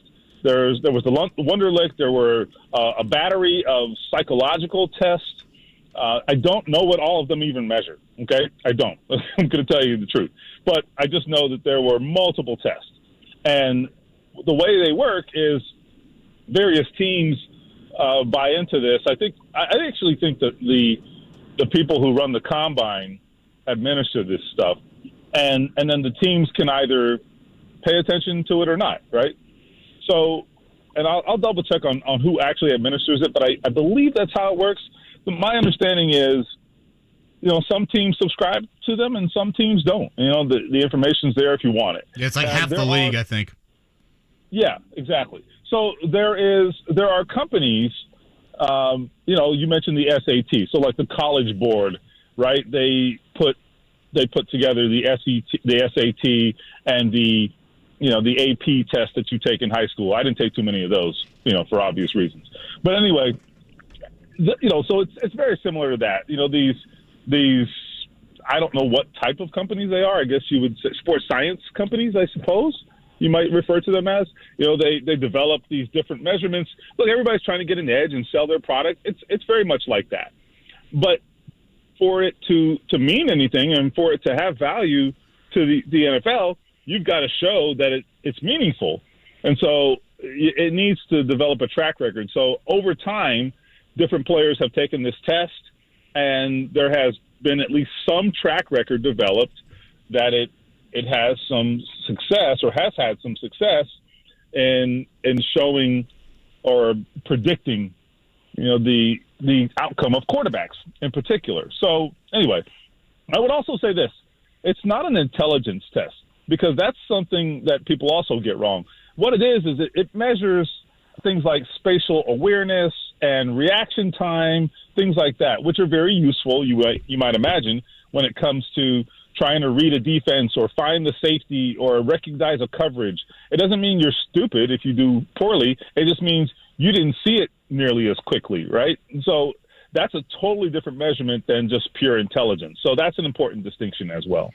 I think it's something, too. It's like, okay, there are 6 or 7 sections to this test.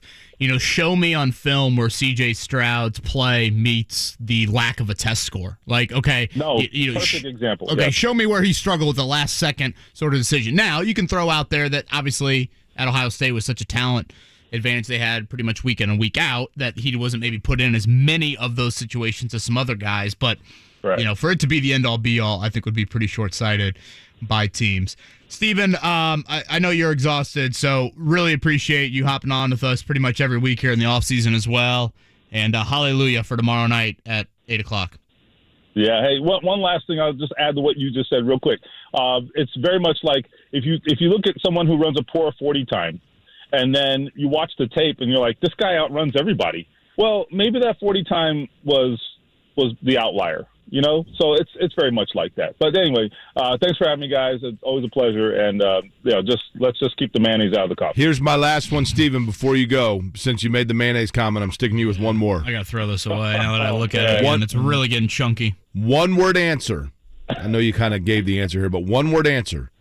Friday morning, ESPN calls you and they say, all right, Steven, the Colts pick is in. We need you to go to the college campus of the player that was selected last night by the Colts with the 4th overall pick. You drive to the Indianapolis International Airport. You walk up to the ticket counter and you say, I need a ticket to blank. You're buying it to where? I'm totally talking out of my rear end here, okay?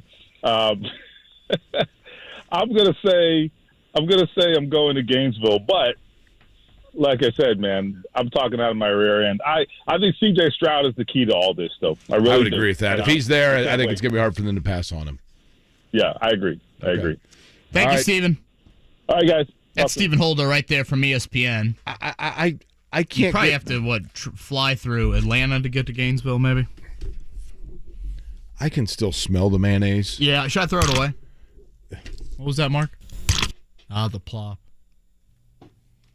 This from Shane. That was an actual sound of that clump of hell getting dropped into liquid lava of the most epically disgusting proportions. So grateful Mark got these taller styrofoam cups because it almost got on my laptop. This from Shane. I'd rather watch a Tom Brady-led Patriots team beat the Colts in an AFC Championship game while finding out Reggie Miller has been just traded to the Knicks than drink mayo and coffee together. 100%. Yep. That's exactly correct. Shane is a smart guy. There's a reason he was a hero in Alan Ladd's Western. The Colts are at number 4. At number 11, the Tennessee Titans. They have been rumored as a potential quarterback team. We'll chat with Turron Davenport, Steven's colleague, coming up here next. Let's do a very quick morning checkdown. The Morning Checkdown. On 93.5 and 107.5 The Fan. NBA playoffs last night. Trae Young late in the game. And when I say late, I mean within the last 2 seconds. Hits a 3. Atlanta, 119-117. That extends the Hawks season. 3 games to 2 now. Boston leads that series. But not so lucky for the Minnesota Timberwolves or LA Clippers. Both of them had their seasons ended last night. The Timberwolves at the hands of the Denver Nuggets, 112-109. The Nuggets win that series 4 games to 1. Phoenix, 136-130 over the Clippers. So Phoenix wins that series also by a score of. That's our new switch. 4 games to 1. Okay. 4 games tonight. Sounds beautiful, Mark. 4 games tonight. You've got the Knicks trying to go for the series win over the Cavs. You've got the Bucks trying to stave off elimination from the Heat. The Lakers trying to end that series in Memphis. And it sounds like De'Aaron Fox is going to give it a go with the broken finger on the shooting hand. Road teams have not won a game yet in that Warriors-Kings series. That will be a 10 o'clock tip from Sacramento with a 2-2 tie. MLB yesterday, the Reds come back and win. The A's lost. The Cubs won. A lot of Midwest teams lost. The Cardinals and White Sox are struggling. The Rays were trying to go 15-0 at home to start the season, and their efforts in doing so sounded like this. Yeah, thank you. Houston over the Rays, 5-0. For those unfamiliar, that was the mayo sound into the coffee about an hour ago. Was that an hour ago? Turron Davenport 5 minutes ago. Covers the Titans. He joins us next.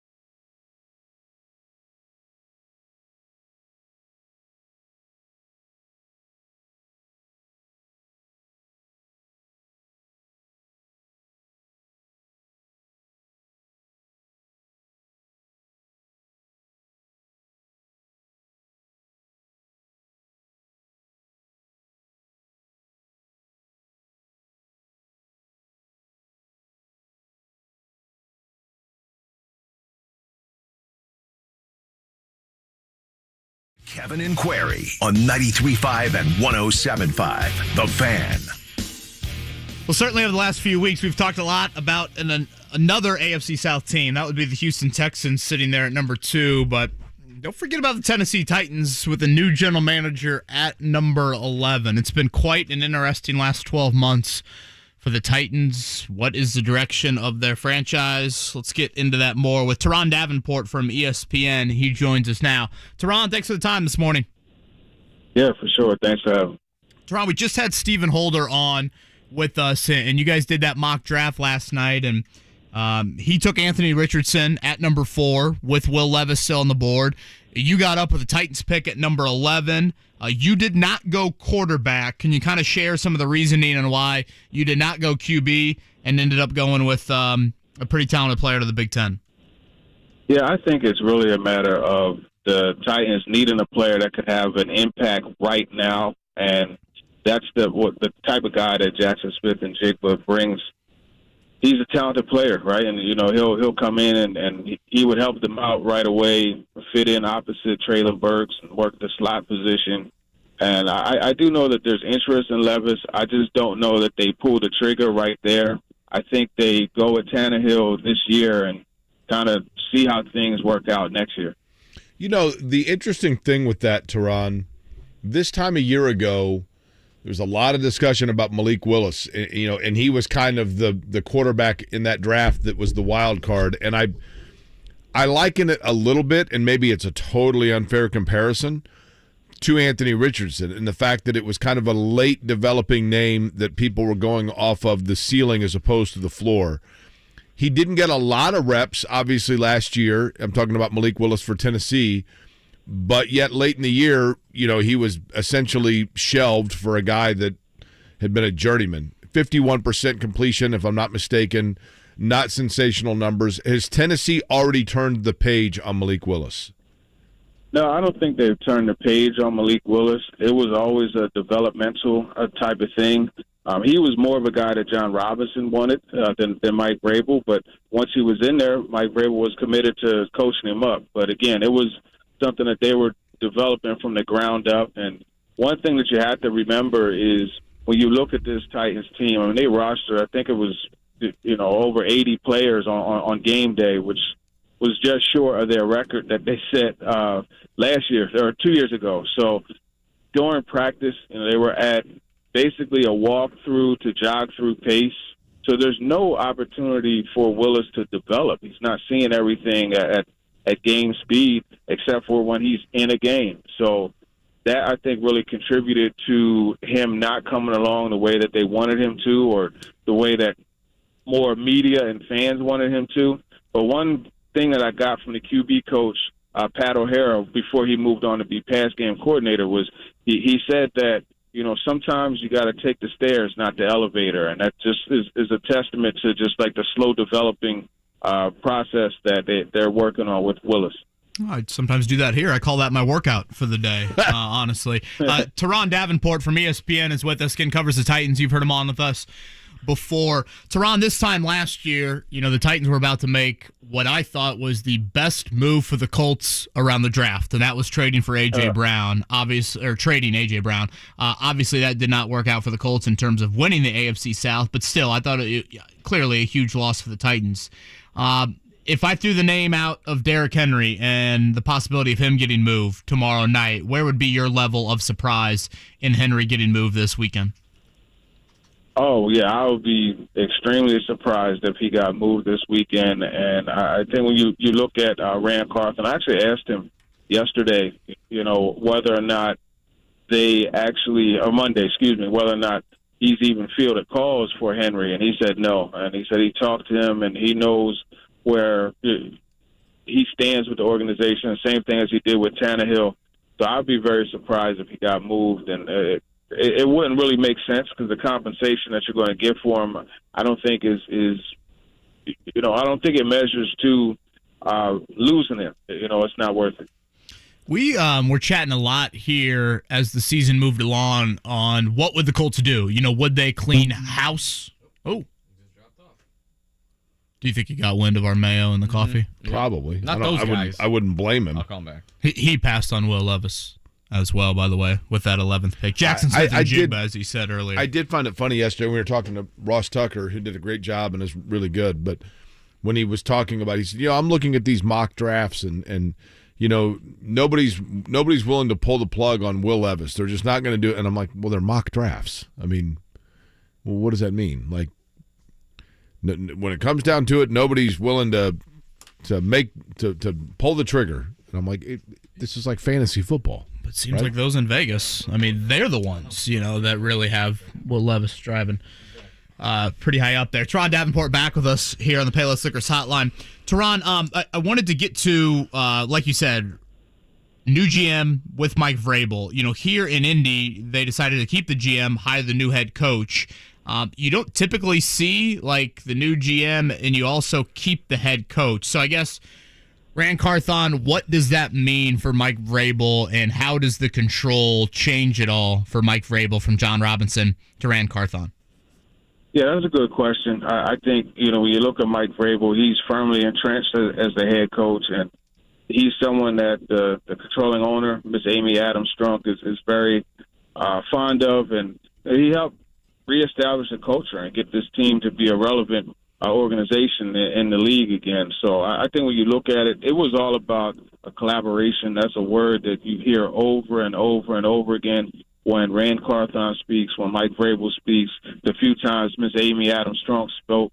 That's what you're getting. So it's a teamwork type of thing, and I think there were some breakdowns there with the previous regime, and that is why it's such a focus now. So it's an equal balance. No one person has control of the roster. It's no coincidence that, the free agents they brought in, 3 out of the initial 5 had 49er ties. And it's something that Rand Carthon said that he had influence on, but these guys were already high on their free agent board. And what Carthon said he wanted to do was go in and adjust to everybody as opposed to have everybody adjust to him. So that's an example. It's the collaboration they have going. Turron Davenport is our guest. He's on the Payless Liquors hotline. He is, of course, the Titans beat writer for ESPN. Turron, I'm interested from your standpoint. Here in Indianapolis, obviously, with this draft, we have hyper-focused quarterback for the obvious reasons. Obviously, Tennessee, a couple of different avenues in which they can take that, and they're drafting in a different area. But in your opinion, do you feel that this is a draft that quarterbacks, and I've asked a couple people this, but I'm curious your thought. Is this a draft that has quarterback heavy up towards the top strictly because there are teams desperately needing a quarterback that are drafting high, or because there are fewer transitional players, or transcendent, I should say, players at other positions high in this draft?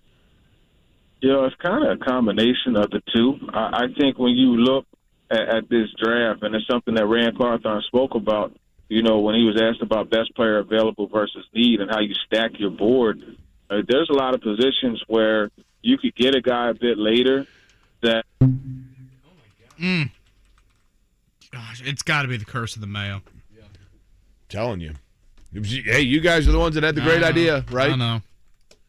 I really didn't have anything else for him. Did you have anything else for him, Jake? No. When that bounces out, by the way, that sounds like a computer dropping. Is he on a phone line or a computer line? I tell you what, our acoustics with that and the plop have been pretty strong today. And equally disastrous. Some say plum/shot, plop, heard around the state. It was awful. They said from Fair Oaks Farm all the way to Corridon, they were able to hear that plop. It was bad. And for those that don't know what we're talking about, it was like an hour ago when you guys decided to do the mayonnaise and the coffee thing. No, boy, just blame us. You dropped you dropped a huge glob into your coffee, and the sound was just horrific. Third time's the charm, right, with Turron right. Davenport. Turron, apologies if that is on our end. We'll let you continue your thought there. Yeah, no, what I was saying is I think you look at this draft and at various positions, what you could get at the top is very similar to what you could get later, and there's not too much of a drop-off. So that's what makes it, a lot of teams, if they're going to move up, it's definitely for the quarterback because that is the one position where things are a lot different. You have CJ Stroud, Bryce Young, but then you after that, there's question marks whether it's Will Levis and turning the football over, Hendon Hooker, the injury, and just Anthony Richardson, the inexperience. Turron, last one from me. Did I see that the new stadium got final approval down there in Nashville? I guess for our listening audience, kind of not really following along with that story, can you explain some of the details on when and where that'll be? Yeah, they're still working through that. There's the final vote that they have to have passed. There's a discrepancy in regards to a percentage that's placed on tickets. There was a proposal to have a 3% tax that will eventually raise to 10%, and some of the music and entertainment people were like, no, that's not a thing to do because that's going to make it too hard to sell tickets, and that'll push the shows right over to you guys in Indianapolis. So they're trying to work through that part of it, put a cap on that increase. Once they do that, then the stadium should be good to go. Looking at 2027. Turron, I'm going to ask you one other one while we have you, and if it drops out, we certainly understand. But Hendon Hooker is a guy. I realize your job is to cover the professional team in the state of Tennessee, but I know how big UT is in Tennessee. Hooker is older. He's coming off the injury. But I think it's safe to say without the injury, he probably is in that discussion that we're having about Levis and Richardson and that group. Where do you think ultimately, and I don't mean team-wise, but in terms of slot of the draft, when does Hendon Hooker hear his name called? Yeah, I think it's going to be early second round. And you're right. Without the injury, he is someone that would be right in the mix with those other quarterbacks. But you still have those question marks about Tennessee's offense. And that's something that, you have to look and see if there's, traits and things that you could pull out of that and project that to the league. And it's just with that offense, so much was schemed wide open, and there's not as much. The receivers aren't facing as much press. Like it's a very different scheme, and being in the league, you're not going to have windows like that. So that would have been the question with him, but I think he definitely would have been right in the mix with those guys. And right now, though, with the injury, I would say top end of the second round. Again, with the 11th pick coming up tomorrow night, the Titans will be on the clock in what is a pretty interesting time right now for that franchise. Turron, always appreciate you hopping on with us, and good luck with everything tomorrow night. Yeah, thanks. Appreciate you guys. Enjoy the draft. It's Turron Davenport right there from ESPN. Jacob Dome Stadium. I don't know if he mentioned that in Nashville. Probably throw their hat in the ring for the next Midwest Super Bowl and or Final Four at some point. Oh, I would imagine both are a slam dunk. I'm a little surprised they would do a dome, aren't you? Not if it's a slam dunk as much as it would be a plop. Okay.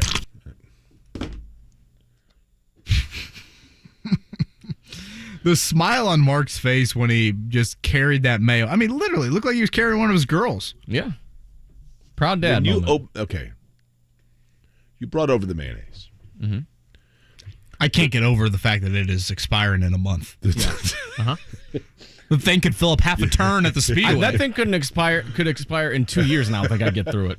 Well, you oscillated the top of the jar. Mm-hmm. And then I looked over and I saw the spectacle. gelatinous slab on the inside of the jar that looked like some sort of a huge Petri dish amoeba trying to escape. And then you oscillate off, and then you removed the lid. Mm-hmm. And when you removed the lid, then sneaking its way, not even subtly, but rather briskly out, was the smell. It was like the Pepe Le Pew stink line in the Looney Tunes cartoons. It was putrid. It was acidic. It was biting. And it went straight into my sinuses.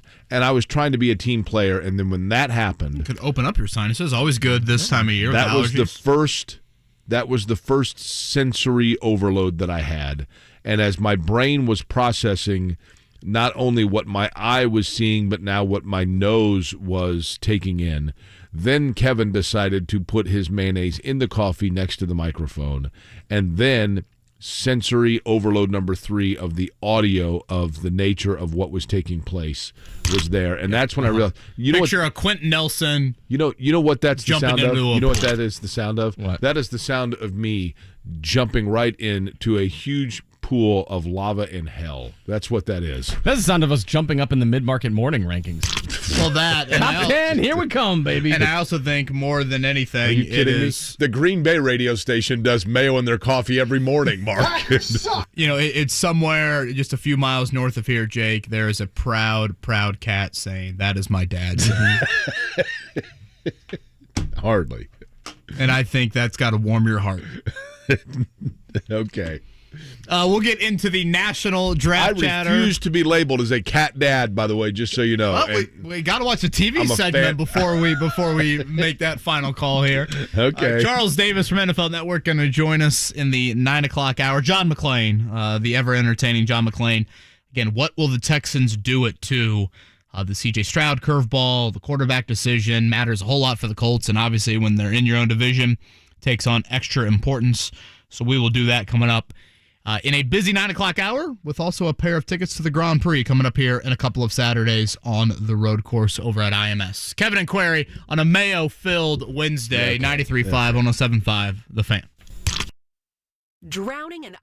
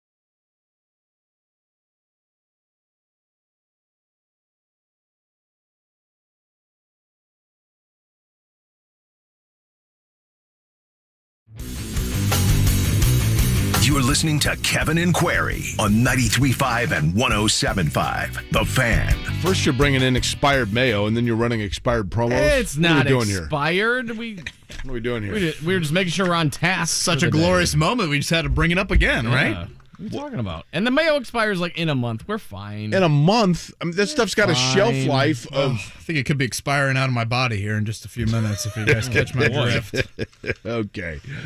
Yeah, about an hour ago, we doused our coffee with a little mayo. We'll have a video up of that coming up post-show if you care to take a gander. I did just throw mine out.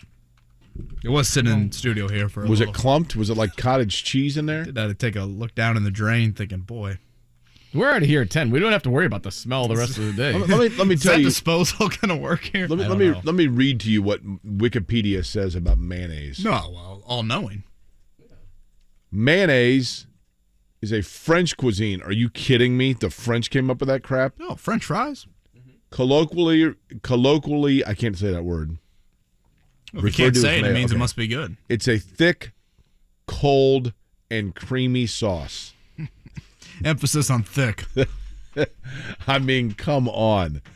It is a mix of oil, egg yolk, acid, vinegar, and lemon juice. Are you sure on the acid front? I swear it says acid.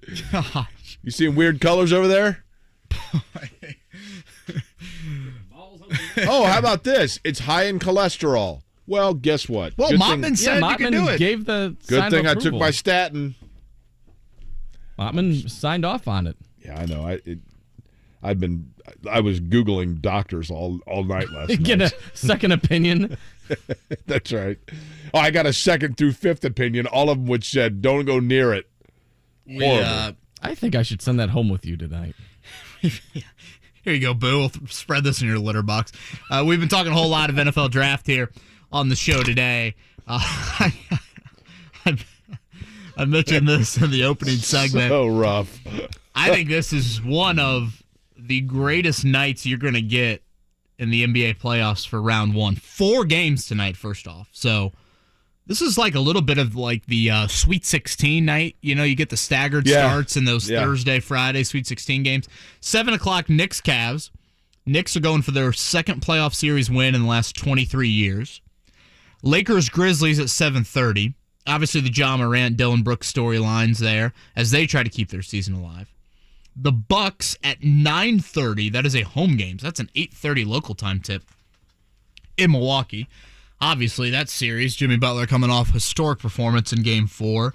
We'll see if Giannis can keep their season alive. And then the final game of the night, Jake, at 10 o'clock, the Kings and the Warriors, 2-2. The home teams have won all 4 games. De'Aaron Fox going to try to give it a go with the broken index finger on that left shooting hand. Winner of, obviously, well, for that matter, Cleveland if they win, or excuse me, New York if they win, close out the series, right? Correct. Miami if they win, close out the series. Those are both on the road. Memphis trying to stave elimination. So if the Lakers win on the road, close out the series. I really do believe that whoever wins, it's kind of a given with a Game 5. Whoever wins Golden State, Sacramento tonight wins the series. I know it's not a definitive game because it's 2-2, but whoever wins tonight wins the series. You know, you have a chance. Now, both these teams are on the road tonight, but you have a chance in the Knicks and the Heat to both clinch those series. They would then play each other in the Eastern Conference semifinals. Jake, I realize the Heat have some guys. They've been there. But imagine a couple weeks ago saying the Heat or the Knicks would play in the Eastern Conference finals. The path is, I'm telling you, and Philly's really good. And you made a really good point earlier that Joel Embiid now can just sit back and get more rest. But with the Trae Young shot last night, yeah, because that series continues. But I still think Boston's going to win the East. It's going to be Boston. Boy, the West, I was thinking the West was pretty wide open, but Phoenix looks pretty good. Who do you like in that Phoenix-Denver series? That's a 1-4 matchup. Denver is the 1. Both those teams clinched last night. At some point, I've got to start giving Denver their due and say they are really good because, when you've got Jamal Murray playing the way he is because you know that everything goes through Jokic and Jamal Murray. Him and Devin Booker right now. Aaron Gordon's played well. Phoenix, Phoenix to me looks like a team that they certainly have the pieces, but maybe they are coming together too late in the year. So for that reason, I will say I would go with Denver. The great Charles Davis from NFL Network. He joins us next.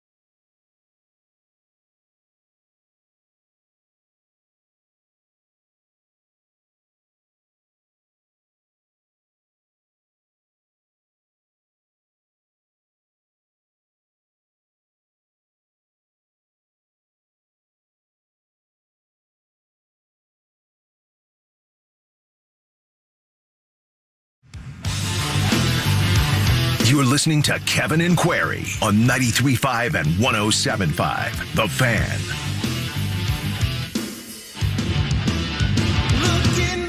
It is the 9 o'clock hour. This is a very underrated band, by the way, Living Color. Not a bad TV show of the same era. 9 o'clock hour in Indianapolis, technically 9 o'clock hour everywhere in the Eastern time zone. Joining us now on the Payless Liquors hotline, he is with NFL Network and getting ready for what I'm sure is kind of like us on Memorial Day weekend, a 3-day blur that goes past. Charles Davis joins us to talk about the upcoming draft. I'll begin with this right away. We'll get right to the meat of the matter. 4th overall pick, Indianapolis Colts step up to the podium. What's the name we're going to hear? We're all waiting to find that out. Good morning to you both. But in my last mock draft, I said CJ Stroud, quarterback, Ohio State. If he's there, I would agree with this, and tell me if you think this is a fair statement. I think the most consistent theme has been that the Colts are choosing between Levis and Richardson. But if for whatever reasons CJ Stroud does fall and is there, then all of a sudden I think that takes that debate right out of Indianapolis' hands, and they run to the podium and turn in Stroud's name, which clearly you agree with, right? Yeah, don't disagree with you on that one at all. The only thing that changes the math on any of this for me is what the team's internal reports are about how they feel about the person. Because I feel like the tape speaks to all of us, right? And all of us will interpret it differently. What we watch, what we like, what we think is best for the future. We've seen all the different rankings, and they come off the board differently for all of us who get to yap about this draft, right? This person likes Levis. This person likes Richardson. This person likes Stroud. This person likes Young. And then pick your order. Oh, by the way, Hendon Hooker, I think he's better than these other two. So this is what we're into right now. But the way I look at it, and I'm putting myself on it, okay, I like Bryce Young 1. I like CJ Stroud 2.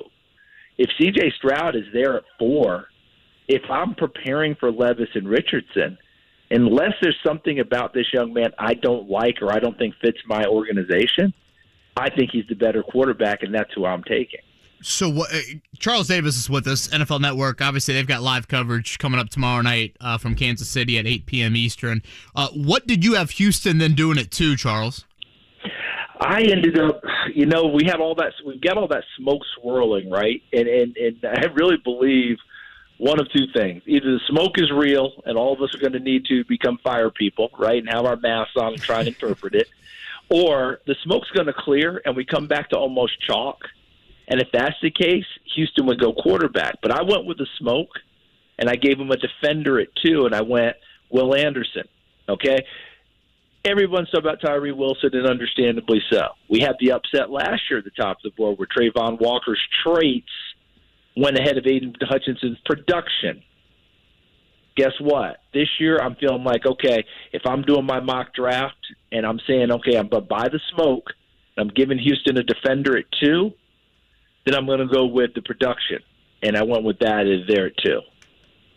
So my question would be this. Let's go back to the Stroud, because, we know that, right? Very, very quickly before we get back to Stroud, there's a huge part of me that's still saying, hey, dummy, how do they pass on a quarterback at 2 in Houston? I mean, that's always the case.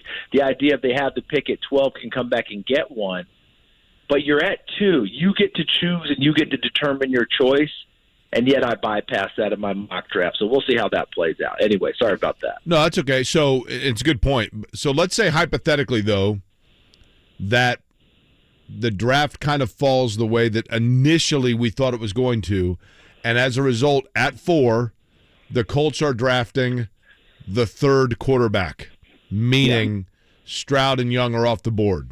In that scenario, they go with who?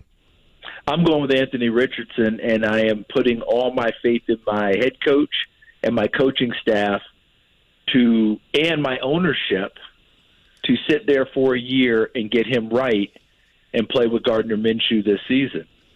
I'm betting on the future at that point, because if Hendon Hooker's knee doesn't get hurt at South Carolina last year, we are having a protracted pitch battle about who the 3rd quarterback is. All right?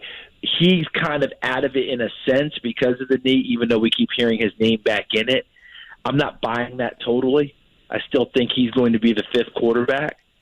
But I would have Hooker without the knee. He'd be in a major fight for this, and I'd probably have him ahead of Levis and Richardson for the right now.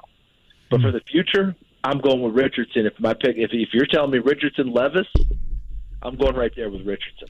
So the system that Hendon Hooker is coming from at Tennessee doesn't bother you as much as maybe it is some other people? I think where we are in 2023 is where we were how many years ago with the air raid system. Remember when everybody lost their mind? I don't know if they can adapt. I don't know if they can play. The best quarterback in the NFL right now is an air raid product. Yeah. No debating that one. Charles Davis, NFL Network analyst. Again, live coverage coming up tomorrow night from Kansas City starting at 8 p.m. Eastern. Charles joins us now here on the Payless Liquors hotline.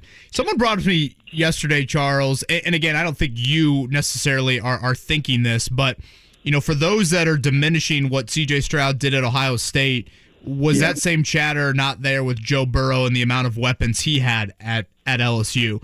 Can you compare the two situations, or is SEC and Big Ten a big separator there? No. I am. Look, I'm an SEC guy. I think you guys know that. All right. I played at Tennessee. We're going to have our SEC pride. I think it is so overblown. This SEC, such a separator from the Big Ten, such a separator from this. When I'm talking about the top teams in each conference, the top teams in each conference can play. Georgia won another national title. Where was the scare from? Last I checked, Ohio State was a Big Ten team. Okay, so that's, if we're going to get into all that, I remember Ohio State a few years ago dusting Alabama in a semifinal with their 3rd quarterback. So this idea that one conference is a separator from the other, at certain points I get where we're coming from, but I think you hear what I'm saying right here. Don't discount what this young man did. He took Georgia to the absolute limit in the biggest game of the year last year, coming off of a disappointing game against Michigan. So we saw him pick himself up and bounce back and play really well. The Burrow argument, weapon here, weapon here, weapon here, weapon here. But, boy, he really activated it, didn't he? And this is why I don't worry about it that much. I remember that year going into New Orleans for an NFL game, and one of the top scouts for the Saints said, "Hey, where you got Joe Burrow?" And I said, "Well, I haven't done any of my college stuff for this year, but I know last year I had probably a late 2, early day 3 grade on him." And he said, "Yeah, you might want to tear that one up and throw it out. This kid's flying up the board." Stroud was kind of been there. He didn't have to fly up the board the same way Burrow did. I don't think you discount guys who have weapons, because at the end of the day, you still have to put the ball on those weapons.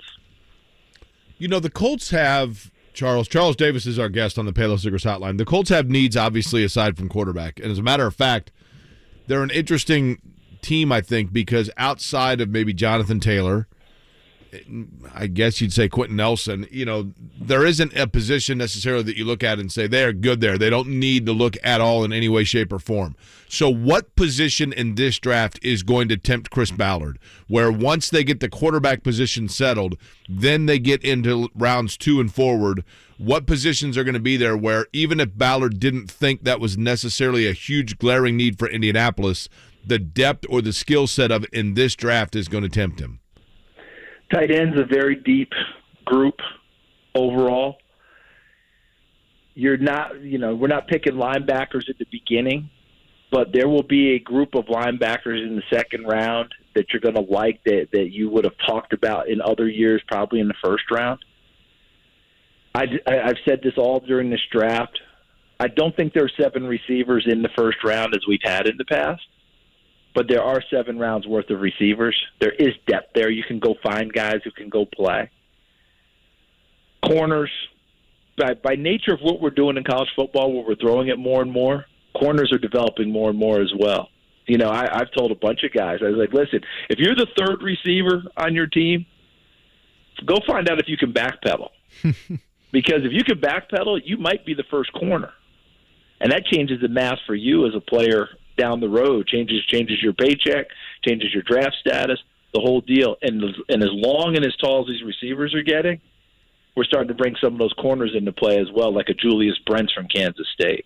Warren Central product right here on the east side of Indianapolis. Okay, last one, Charles. Appreciate the time this morning. Anthony Richardson, when you see the 53, 54%, that's an ugly-looking number. I've had a lot of people tell me it's not as ugly as that looks.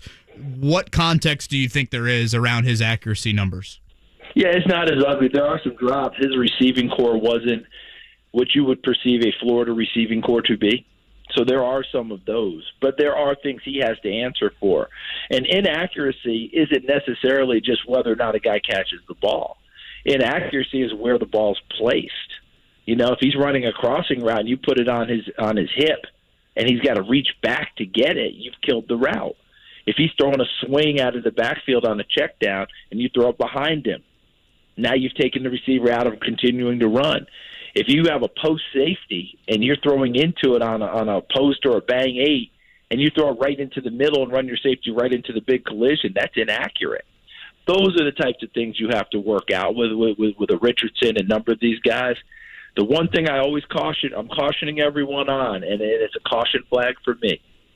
What's the name that comes up every time we talk about a quarterback is 53, 54% now? It's Josh Allen at Buffalo, because that's what he was at Wyoming. He was darn near 70% by his 3rd year in the league. So everybody's like, well, see, a guy can improve. Guess what, guys? Josh Allen is still the outlier. Okay, we haven't had a flood of guys go from 53% to 70% and play at a Pro Bowl level in the NFL. Most guys, what they were in college, you can improve it a little bit. It's not an appreciable difference come NFL time. So we're still waiting for a breakthrough. So I'm just telling everybody, pump the brakes a little when you go, well, Josh Allen did it. We can get Anthony Richardson to do it.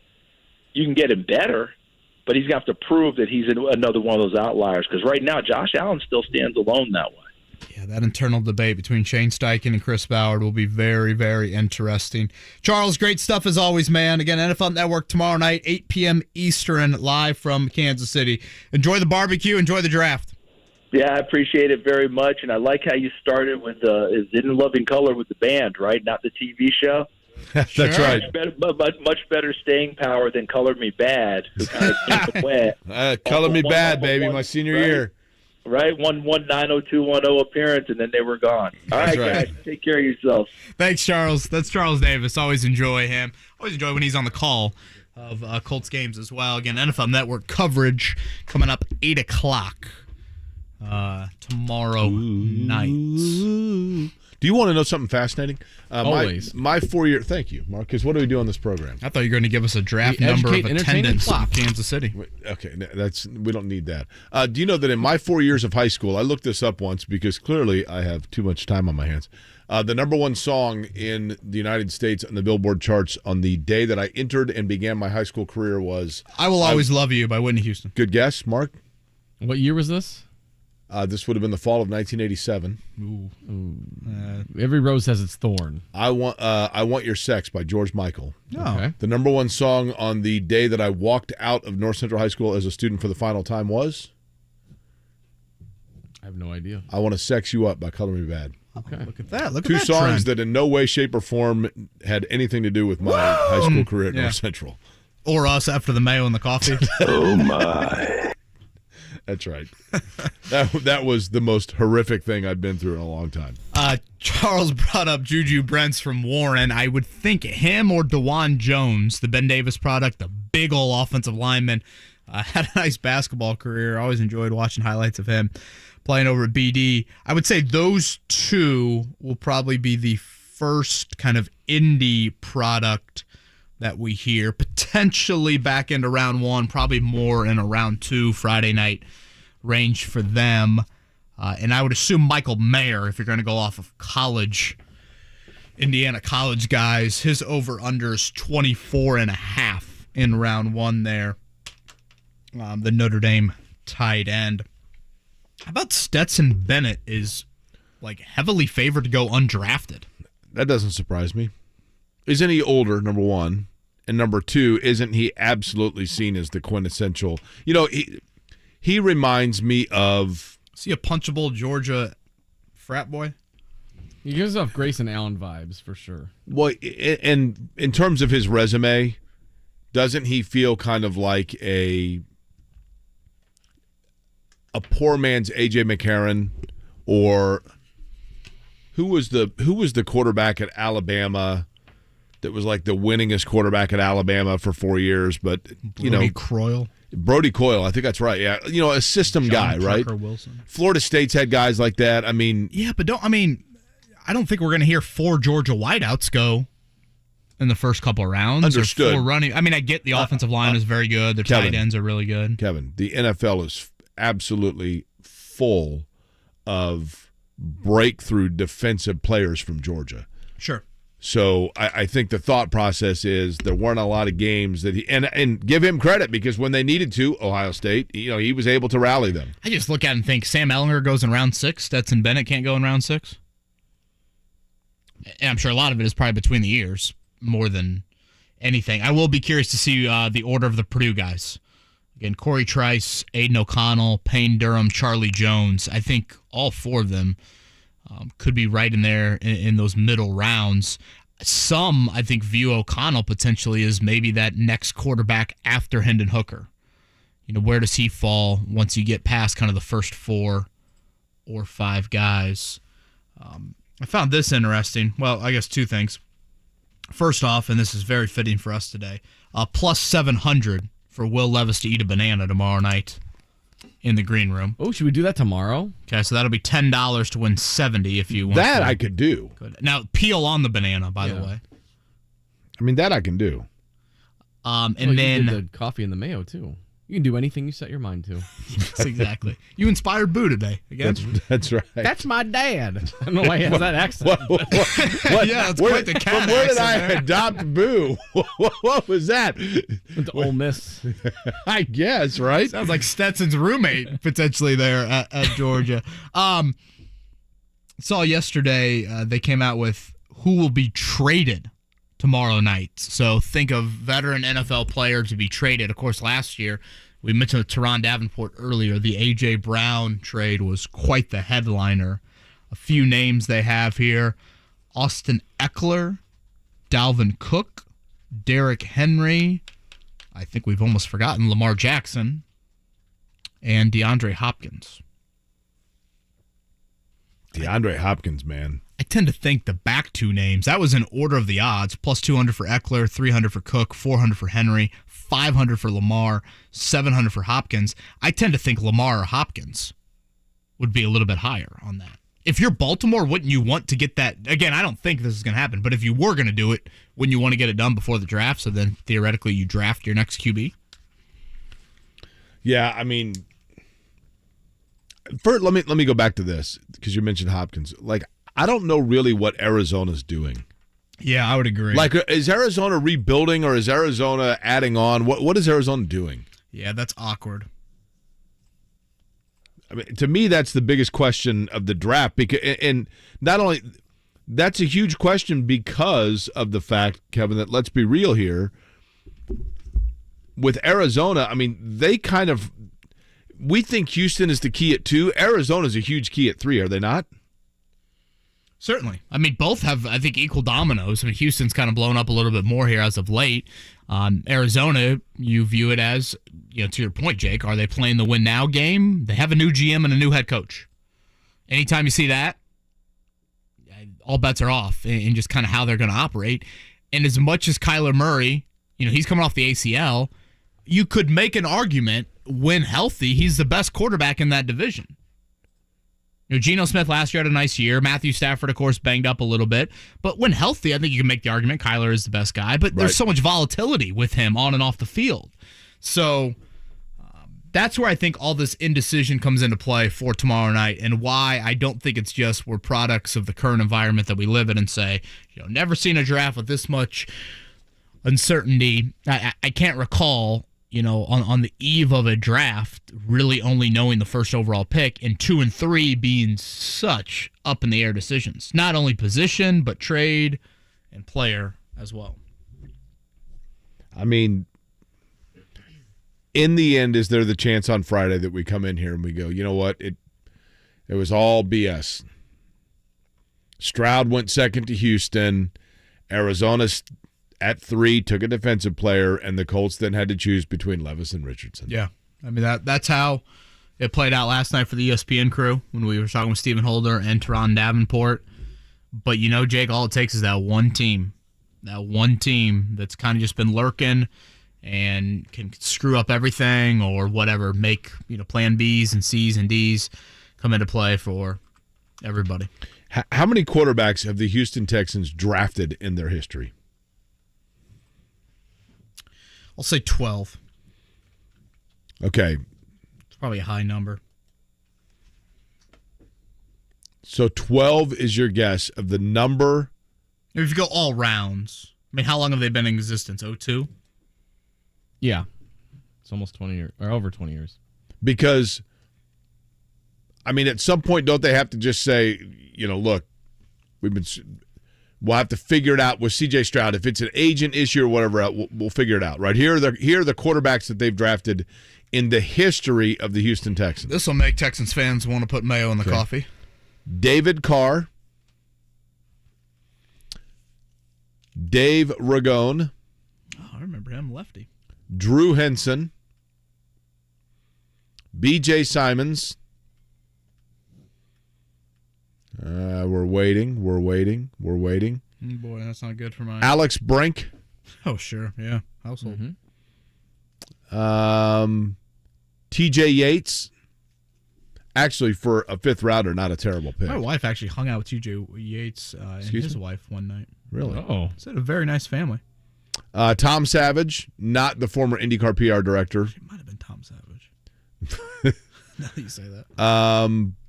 Did one of those two beat the Colts once? Deshaun Watson. Was it Savage or Yates that beat the Colts once? I think it was Savage. And which was a savage move by them. And that's Davis Mills. And that's it. Deshaun Watson's your only franchise quarterback in that entire list, right? I mean, David Carr was the number 1 overall pick, and it just didn't pan out. What is that? Did we even get the 10? I think it was 9-ish? 5 or 6. Oh, no, more than that. It's about 10. Was it 10? But my point being, most of those were 5th or later. Which, at that point, you're just taking a flyer, right? Yeah, I'm very confused by Houston's thought process. And I get that they draft at 12 and they have the 2 first-rounders next year. I also am curious, would they make a Trey Lance move, considering all the San Francisco ties on their coaching staff? Yeah. Trey Lance and is he available? I mean, to me, if I'm San Francisco, I'm not looking at Brock Purdy. First off, I don't know if Brock Purdy's a definite. Secondly, that dude's got Tommy John. Yeah, he might not even be back till November at the earliest. I don't know. A pair of tickets to the Grand Prix, correct, Mark? All week long, we're doing that. Coming up here on the pop quiz, along with the Jiffy Lube oil change. And John McClain, speaking of the Texans, we'll close it out with him. Let's hit a morning checkdown. The Morning Checkdown. On 93.5 and 107.5 The Fan. Tonight in the NBA, a couple of teams with a chance to close it out. That includes the Knicks, who are in Cleveland trying to end the Cavs series. Miami will try to do the same in Milwaukee against the Bucks. That's because the Knicks and the Heat both 3-1 leaders in their playoff series. Lakers will try to do the same against the Grizzlies. That game in Memphis, Lakers leading 3-1 and tied at 2 apiece, Golden State and Sacramento. That's your slate of games tonight. And last night in the association, it was Atlanta keeping their season alive. Now 3-2, they are down to the Celtics, 119-117, courtesy of Trae Young's game winner. Inside of 2 seconds left, he had 38 and 13 assists in that game. Nuggets over the Timberwolves, 112-109. Nuggets win that series 4-1, also having their season complete last night. The banged-up LA Clippers, because Phoenix defeated them 136-130 behind 47 from Devin Booker, 31 from Kevin Durant, and 21 and 11 from DeAndre Ayton. Boy, tonight's a hell of a night for the association. 7 o'clock, the Knicks try to go for their series win. It'll be their second since the year 2000 if they get it done. They're up 3-1 on the road in Cleveland. Then at 7:30, we go over to Memphis. Bless you, Jake. It'll be the Lakers and the Grizzlies. Again, that is 3-1. The Lakers lead. At 9:30, you've got the number 1 seed Bucks trying to keep their season alive back in Milwaukee. Jimmy Butler, the Marquette product, in Milwaukee, trying to finish off Milwaukee in that one. And then the nightcap, Kings and Warriors. It's been outstanding series. Obviously, on the court, off the court, we got some injuries at play. De'Aaron Fox is going to try and give it a go. 2-2 in that series. Home teams have held serve all 4 games. Am I having deja vu, or did I do all that, Mark? Is it the mayonnaise affecting the brain of all of us? Boy, I thought you just read off the scores from last night. Maybe I did. I can't remember.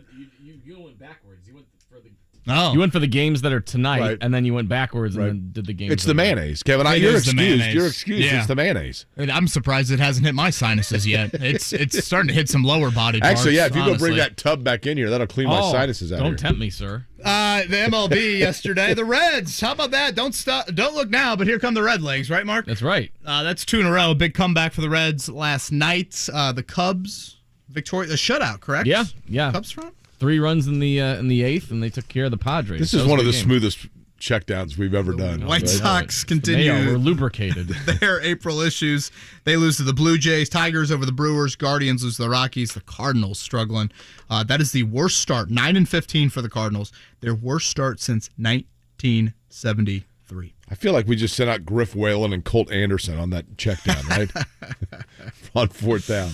I think we should hike it. What do you think? Let's hike it. Indianapolis Indians got a win over the Clippers, right? Heck yeah, they did. 135 first pitch at Victory Field today. If you're looking for something to do, and the Tampa Bay Rays showed that they're human. They finally lost a home game. Yeah, 14-1 now at home. All 7,000 people there were totally dismayed over it. Fuel down to their final game, potentially. They lost 4-1 last night at the Coliseum. Game 4 of that series coming up on Thursday.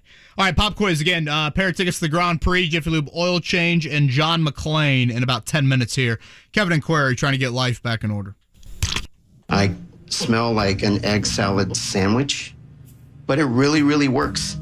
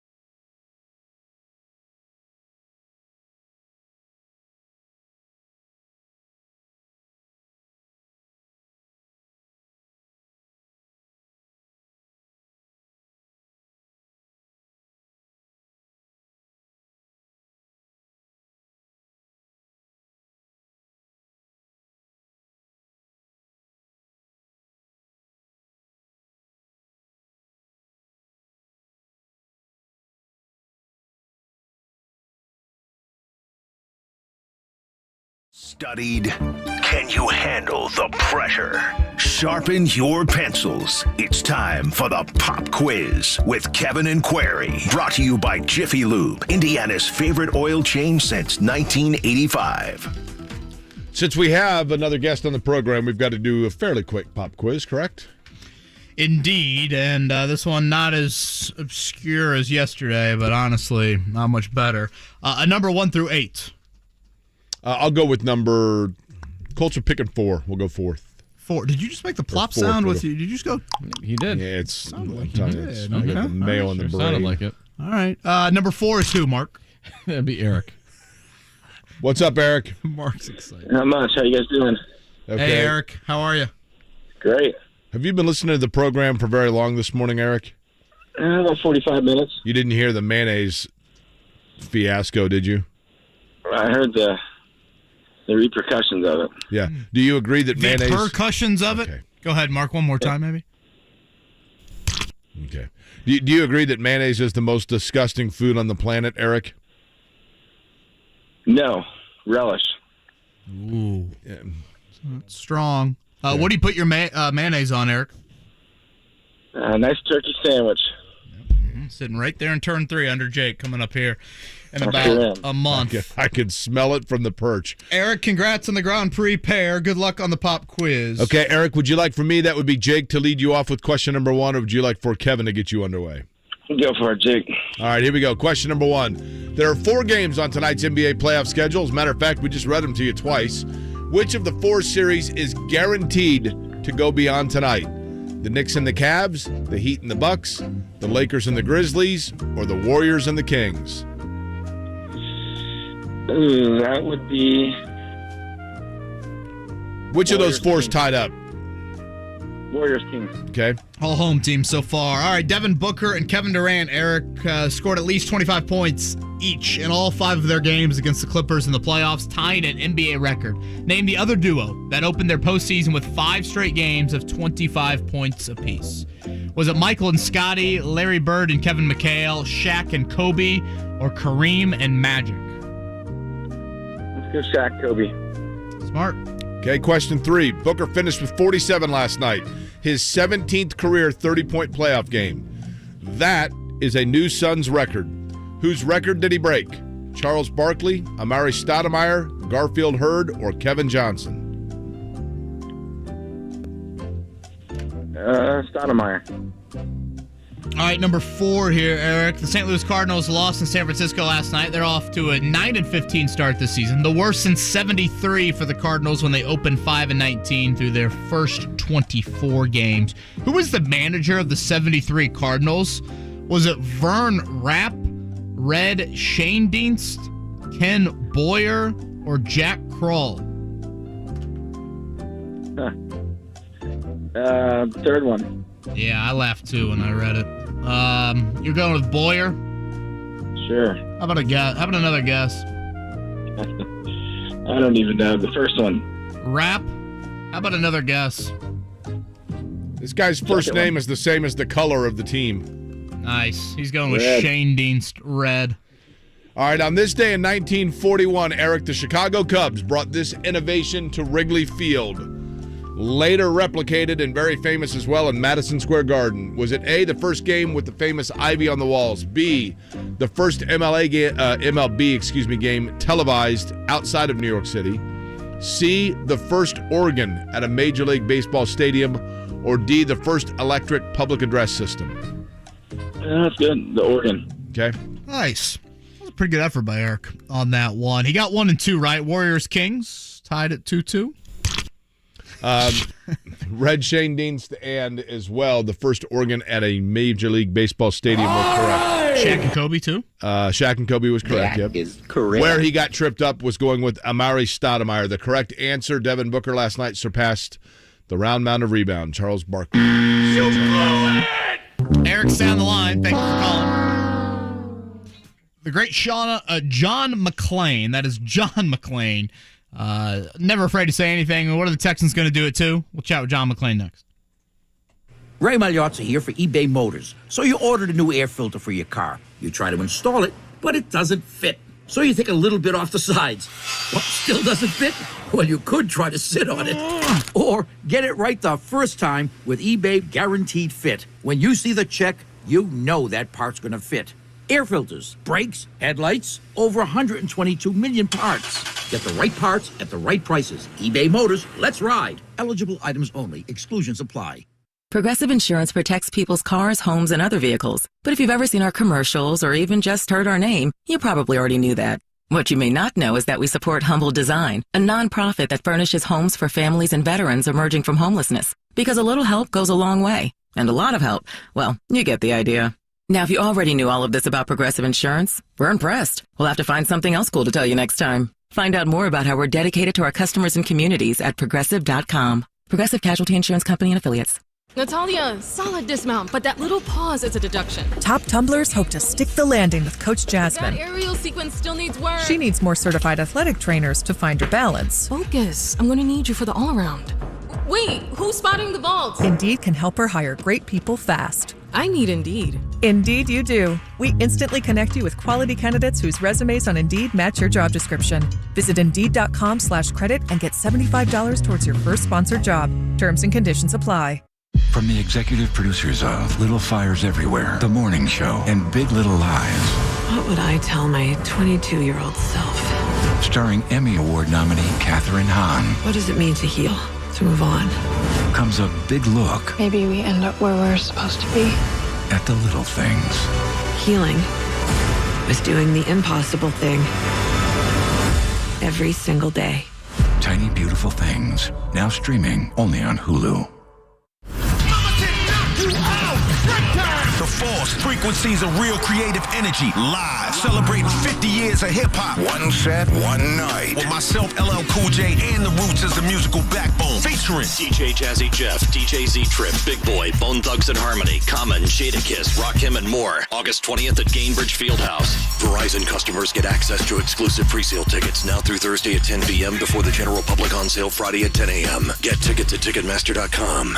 Antler Point Golf Course in Rushville invites competitive golfers to enter the inaugural first annual Bobo Link Open Saturday, July 8th. 18 holes, USGA rules. First prize $6,000, second prize $3,000, third prize $1,000. Certified USGA 6 handicap or lower are eligible. The first annual Bobo Link Open Saturday, July 8th at Antler Point Golf Course in Rushville. To find out more, visit antlerpointgolf.com. That's antlerpointgolf.com. Spell point with an E. Your home for the 2023 NBA playoffs and the NBA Finals. 93.5 and 107.5 The Fan.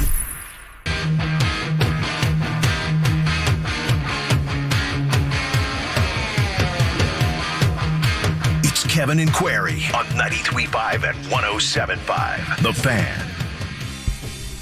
All right, one of our favorites about to join us. So much indecision, really, after Bryce Young in Carolina at number 1. So no better person to talk to at the Houston Texans at number 2 than John McClain, GallerySports.com, the SportsRadio610.com, the ever-entertaining Mike Chappell, if you will, of the Houston franchises. John, good morning to you. Well, I'm honored with that comparison. Mike might be insulted, but good morning to you guys, too. Always great to chat with you, John. I know it has been a while. The amount of indecision from afar seems to be pretty immense of what Houston's going to do at 2. How much indecision do you think there still is down there? They have no indecision whatsoever. You know, those are national media reports. They know what they're going to do. The key is they put a lid on it tighter than any team I've ever seen. And a lot of people have them switching to Tyree Wilson, the defensive end from Texas Tech. My opinion is this. Tyree Wilson's coming off major surgery on his foot. Then he had to have screws removed. He is more of a based on potential instead of production. He was real good before he got hurt in November, but I just don't think you can take that chance. They took a chance last year, Derek Stingley Jr., even though he had a foot injury at LSU, well, he had a hamstring injury, cost him the last 8 games. So I think that Nick Caserio They're desperate for a quarterback and an edge rusher. Their edge rushers, Jerry Hughes is going to be 35. You guys remember him, of course. Yeah. Their other one is Jonathan Grenard, who's in the last year of his contract and has missed 11 games the last 2 years. So they are desperate for an edge rusher. And D'Amico Ryan's the head coach, was a linebacker and a defensive coordinator. But they're also desperate for a quarterback. I do not see the Texans go into this season with Davis Mills and Case Keenum as their quarterback. People are so fired up about D'Amico Ryan's being hired. They think the Texans have turned the corners. 12 draft choices this year, 11 next year. They're second overall. They're going to have their choice of 4 quarterbacks. I just can't believe that Caserio would pass up a quarterback to take an edge rusher. Great example, Myles Garrett was the first overall pick. Great pass rusher. How many times he been to the playoffs? Once. They got to get a quarterback unless they don't like any of them, but I don't see how there's not one of them that they like besides Bryce Young. They would love for these Will Levis reports that he's shooting up the charts to be true, and Bryce Young falls into their laps, but I don't know anybody with any common sense believes that's going to happen. So with the second pick, I'm having them take Will Levis. I'm working on my 7th and final and official mock draft, and I'm going to have the Colts taking CJ Stroud. And here there's a lot of talk about, would the Texans trade with the Colts? Well, you should have the footballs that tell you we're going to do a better job than they are. We're going to get a better player. We're going to coach him up. But you can't have a guy come back against you twice a year and haunt you. It was bad enough with Peyton Manning and Andrew Luck that they went against. So the Texans can't gift wrap a quarterback prospect for Chris Ballard. There's just, and Shane Steichen, they just can't do that. So I think the Texans are going to take Levis, and then Colts take Stroud, and then they'll I actually have Seattle taking Anthony Richardson, letting him wait a year behind Geno Smith. And then I have Hendon Hooker going to the Titans. So that means all 3 teams in the AFC South besides the Jaguars would have quarterbacks taken in the top 11 of the first round, and we could watch them grow like they've all had kids born at the same time.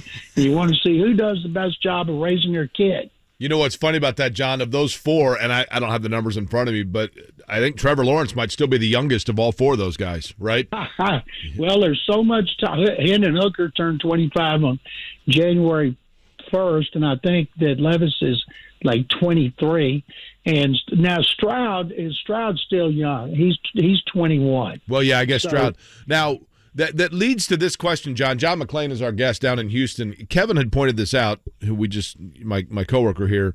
Do you believe if they go, talking about the Texans, if they go Levis over Stroud, how much of that is because of the fact that Stroud's representation and his agent is the same that Deshaun Watson had, and that there was kind of a rift there within the franchise? Or is it specifically and entirely because they believe Levis is the better player? It had nothing to do with David Mulligetta. David Mulligetta loves the Texans.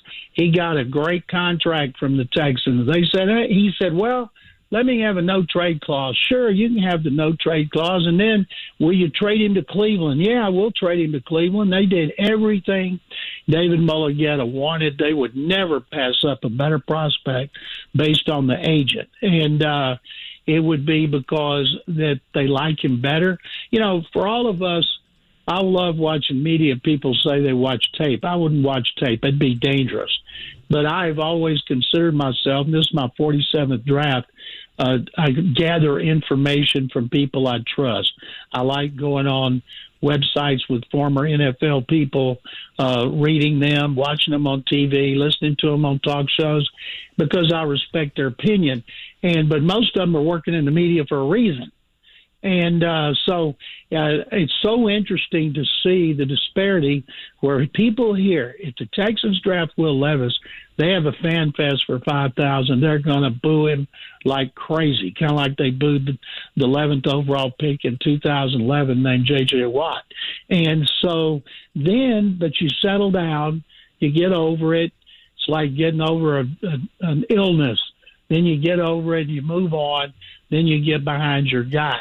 But there's going to be a lot of bad blood if they pass up on Stroud just because the national media has him as the second best quarterback prospect. Now, wait a minute, John. You mean if I go on your Twitter account, at McClain_on_NFL, and about round 6, I'm not going to see you sending tweets saying, I'm telling you that the linebacker from Texas A&M's footwork that I watched on tape bothers me more than the left guard for BYU.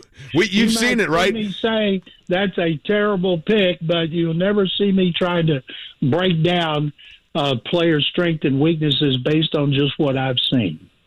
Again, John McClain's with us, the one and only 47 drafts. This will be number 47 here coming up. Starting tomorrow night, the Texans drafting at 2 and again at 12. I think given the San Francisco connections, John, there has been, I don't know, maybe a little bit of chatter on the Trey Lance front. Do you think that's anything Houston would entertain? I think that, first of all, we don't know what DeMeco Ryans and their new offensive coordinator, Bobby Slowick, think about it. But I'll tell you this. There's a really good chance Brock Purdy's not going to be ready for the start of the season. Brock Purdy said 2 weeks ago he might not play this season. Now, the 49ers are not saying that. They're acting like, oh, he's on course, his rehabs, this. You don't know. He had surgery on his Tommy John nerve. And you know how that is with baseball. And not going to miss 2 seasons. And it wasn't as serious as the baseball, as the pitchers get, but it was still on that nerve. And so they got to be worried about it. So if he's not there for the first game, do they want to go with Sam Darnold? I can't imagine they would. Now, Trey Lance, we all know what Kyle Shanahan traded up to get him. And last year, it wasn't his fault. He played 1 game. He got hurt. He started a couple games at the end of his rookie year, including beating the Texans. But I just can't believe he would be on the market unless they decided they're going to find another Brock Purdy in another round. And the Texans have 12 picks. They have 2 first-round picks this year, 2 first-round picks next year. If they leave the first round without a quarterback, we're immediately going to hone in on Trey Lance. And then there'll be a lot of speculation about Lamar Jackson. Now, they're not going to go sign Lamar Jackson for a fully guaranteed $230 million, and they haven't made any noise about Lamar Jackson, but they can't come away without a quarterback. You guys have seen their quarterbacks. They're terrible. Davis Mills showed a lot of promise at the end of his rookie year, and last year the quarterback coach and offensive coordinator, Pep Hamilton, who was fired after the season, Colts fired him too. They ruined Davis Mills last year. And so maybe he'll bounce back. But if the Texans don't get a quarterback people can get behind that they believe in, people here are going to go ballistic. John, I'm telling you, the thing that's fascinating to me, and the Houston Texans have certainly seen it, and maybe this is me getting too Freudian, but it feels like the quarterback position in the National Football League, more than any other position in any other sport, has a window. And if it doesn't start clicking for a guy and they don't have symmetry around him within a certain parameter of that window, then he becomes David Carr, which is probably a really good player, but there's no turning back. The psyche just gets so shattered that there's no coming back from it. And maybe that's where Mills is, right? Well, first of all, David Carr didn't work real hard. And everybody knew it. He wanted to do all his work at home instead of over at the facility. Great guy, great husband, great father, great son. But he didn't want to put in the time it took to try to be a great quarterback after he was the first overall pick in 2002. But that there's something to that you want the guy to show some improvement each year. You know, Zach Wilson regressed. They're saying now, this is the best thing could happen to him, his hero. He's going to be playing with him in hopefully a couple of 3 years, and then he'll be ready. No, he'll be gone because his contract will be up. And so they did not do a bad job putting players around him last year. He was just awful. And I don't know if it had to do with coaching, system, terminology, or what. He's a smart guy. But a lot of people were high on him. So the Texans, you know, the odds are of these 5 quarterbacks, 3 of them are going to fail with the team that drafts them. A lot of times it's the team's fault and not their fault. John McClain is with us here. Again, draft number 47 starting tomorrow night for him. GallerySports.com, SportsRadio610.com. John, when the Colts fired Frank Reich, outside of kind of the offensive-centric hire, DeMeco Ryans was a name that I think certainly I and many Colts fans wanted to see in the mix. Obviously, the connections with Houston speak for themselves.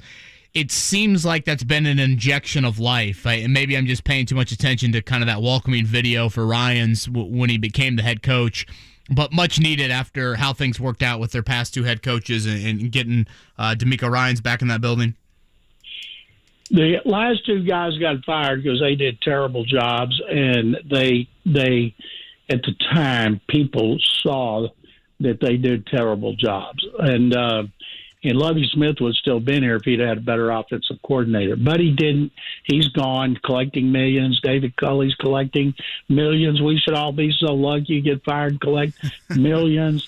And so they interviewed a bunch of people, and they really liked Shane Steichen a lot. There was a time I thought he was going to get it, but then when they interviewed DeMeco, and Nick Caserio has final say. The McNair family, they wanted him to hire DeMeco, but they wouldn't make him. And when the interview ended on Zoom, he turned to the McNair family and others in the room and said, "We got to get him in here, and we cannot let him leave." And that's what he did. DeMeco, his wife's from here. They're building a house here. They have a home for wayward kids here. They got married here while he was playing with the Eagles. He told me, "Houston is my dream job. I want that job." It just was perfect. The fans, media, the team, everybody wanted him. When they invited former players to come out for that introductory news conference, there wasn't enough seats for the ones that showed up, led by Andre Johnson. So people are really happy. They're going to douse that fire that's been burning since he was hired if they don't come out of the first round with a quarterback and they don't trade for Trey Lance. John, last question from me. 47 NFL drafts. My math tells me, which is always shady, that means your first one was either 76 with Dorsett or 77 with Campbell, somewhere in that era, I'm assuming, right? 77. Okay. Of all of those drafts, if you had to pick one, who was the one prospect that you would say was the biggest no-brainer, slam dunk, can't miss, number one, and there was no peer, no discussion, no question about who it was going to be that went number one? Two of them, I'll go in reverse order. 2014, everybody said Texas got to take Jadeveon Clowney. I had him on every mock draft. I did about 15 back then. I had him first overall. We saw that highlight over and over and over about him hitting the Michigan running back and his head rolling, and it was a consensus. But the one before that was 1978. Bum Phillips, the head coach and general manager, he made a trade with Tampa, and he drafted Earl Campbell first overall. And Earl Campbell, well, everybody in the state of Texas had seen Earl Campbell excel in high school, unbeaten. College, University of Texas won the Heisman. And he was perfect for the kind of offense they ran, which was Earl right, Earl left, and Earl up the middle. And they went to 2 FC championship games and a wild card berth the first 3 years.